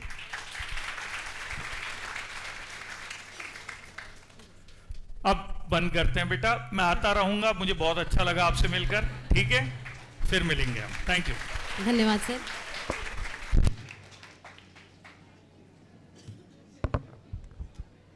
बहुत बहुत धन्यवाद सर, बहुत आभार आपका सर। अगर आप यहाँ घंटों खड़े रहें तो हमारे विद्यार्थियों के मन के जो संशय है, जो उनका प्रश्न है, प्रश्नों का सिलसिला कभी खत्म नहीं होगा सर। करियर गाइडेंस और सिविल सेवा परीक्षा का एक वृहद अनुभव रखने वाले श्री सौरभ चतुर्वेदी सर को मैं बहुत धन्यवाद देती हूँ। सर, आपने सोशल मीडिया, मोबाइल जैसे अनावश्यक चीज़ों से जो दूर रहने की बात की है और सिविल सेवा परीक्षा की जो तैयारी में आपने डूज और डोंट्स बताया है, मुझे पूरा विश्वास है कि इसे हमारे विद्यार्थी और हम सभी अपने जीवन में आत्मसात करेंगे। सर, मुझे ये बात बताते हुए बहुत प्रसन्नता हो रही है कि इससे पहले भी हमने करियर गाइडेंस और पर्सनालिटी डेवलपमेंट पे बहुत सारे प्रोग्राम करवाए हैं सर, लेकिन हमारे विद्यार्थियों के जो ये प्रश्न हैं ये इस बात को साबित करते हैं कि इससे बेहतर सेशन हमारे लिए हो नहीं सकता था। बहुत धन्यवाद सर आपका कि आप आए और मैं आपसे विनती करना चाहूँगी कि आप बार बार आएँ और हमारे विद्यार्थियों से इसी तरह जुड़े रहें। बहुत धन्यवाद सर। कार्यक्रम को आगे बढ़ाते हुए महाविद्यालय की परंपरा अनुसार हम अपने अतिथियों का सम्मान स्मृति चिन्ह से करते हैं। इसी क्रम में मैं हमारे संचालक महोदय से निवेदन करूंगी कि आप स्मृति चिन्ह से हमारे अतिथि का सम्मान करें।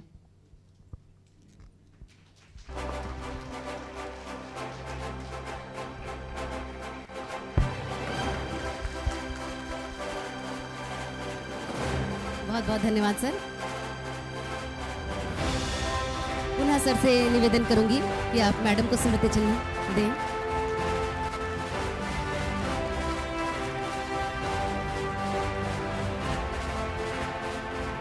बहुत धन्यवाद सर। कार्यक्रम की अंतिम कड़ी में मैं डॉक्टर नरेंद्र नाथ गुरिया सर से निवेदन करूंगी कि सर आएं और धन्यवाद ज्ञापन करें। डॉक्टर नरेंद्र नाथ गुरिया सर। Thank you. आज के career guidance and personality development programme जो हमारा करियर काउंसलिंग सेल है कॉलेज के, उसके माध्यम से आज ऑर्गेनाइज किया जा रहा है। सबसे पहले मिस्टर चतुर्वेदी जी और मिसेस चतुर्वेदी जी यहाँ पे मौजूद हैं और आप सबको हमारे पूरे महाविद्यालय की ओर से, क्योंकि यहाँ पे विद्यार्थी हैं, हमारे फैकल्टी मेंबर्स, पूरे महाविद्यालय की ओर से बहुत बहुत आभार है सर। इस तरह प्रोग्राम में आते रहेंगे। मुझे उम्मीद है आपके हर एक बात हमारे विद्यार्थी प्रयास करेंगे, कहीं ना कहीं हमने जीवन में वो चीज़ लाएंगे और समाज में ऐसा कुछ करके दिखाएंगे जो हमारा पहचान आपके गांव का, आपके राज्य का, हमारे देश का। क्योंकि समय शुरुआत चैतन्य महाविद्यालय पामगढ़, आपको निरंतर जो सुविधा यहाँ पे दिया जा रहा है, करियर गाइडेंस के बाद हो, फैकल्टी डेवलपमेंट के साथ साथ स्टूडेंट के innovation, NSS, NCC, sports, culture, all activities, शायद चैतन्य कॉलेज ऐसे करके दिखाया, नैक ने ए ग्रेड देने को मजबूर हो गया। तो ये सब अब सारे विद्यार्थी का कमाल है। आपके अंदर कमजोरी नहीं है, आपके अंदर सब कुछ है, सिर्फ हमें थोड़ा सा सिस्टमेटिक बनाना है। जो आज सौरभ जी इतना सुंदर आपके सामने हर एक चीज़ बताया, उनका बहुत सारा सेशन मैंने भी देखा हूँ यूट्यूब पे। और मैं चाहूँगा हमारे जितने सारे स्टूडेंट्स हैं, सबसे मूल बात है कि अपना गोल सेट तैयार करें और गोल सेट तैयार के साथ साथ समय का प्रॉपर यूज करना बहुत बड़ा ज़रूरी है। क्योंकि आज इनोवेशन, उसके साथ साथ एग्रीकल्चर, हर एक सेक्टर स्कोप है, फ्यूचर है। तो क्यों ना हमारे पढ़ाई, हमारे जो गोल सेट है उसके प्रति फोकस लाओ। मैं सभी स्टूडेंट को बोलूँगा, एक दिन न एक दिन आप जरूर कामयाबी होंगे और हम सब कामयाब होंगे। और इसी वाणी के साथ वाणी विराम देना चाहता हूँ और मैं बोलना चाहता हूँ हमारे महाविद्यालय के संचालक महोदय मिस्टर वीरेंद्र तिवारी जी। सर नमस्कार। सर ने इस तरह प्लेटफॉर्म आपके सामने लाया है जिस कॉलेज में हर एक प्रोग्राम होते रहते हैं, और आज हमारे बीच जो मिस्टर सौरभ चतुर्वेदी जी उपस्थित हैं और आने वाला काल में बहुत सारा प्रोग्राम भी होगी। आज के प्रोग्राम में पूरे हमारे टीम, करियर काउंसलिंग की team, all faculty members, technical team और आप हमारे प्यारे स्टूडेंट्स, आप सबको पुनः थैंक यू, धन्यवाद। और लास्ट में फिर एक बार बोलूँगा, हमारे सौरभ सर और हमारे मैडम जिन्होंने बिलासपुर से अपने मूल्यवान समय छोड़ के हमारे बीच आज आए हैं। पूरे महाविद्यालय की ओर से बहुत बहुत आभार है sir. Thank you to all.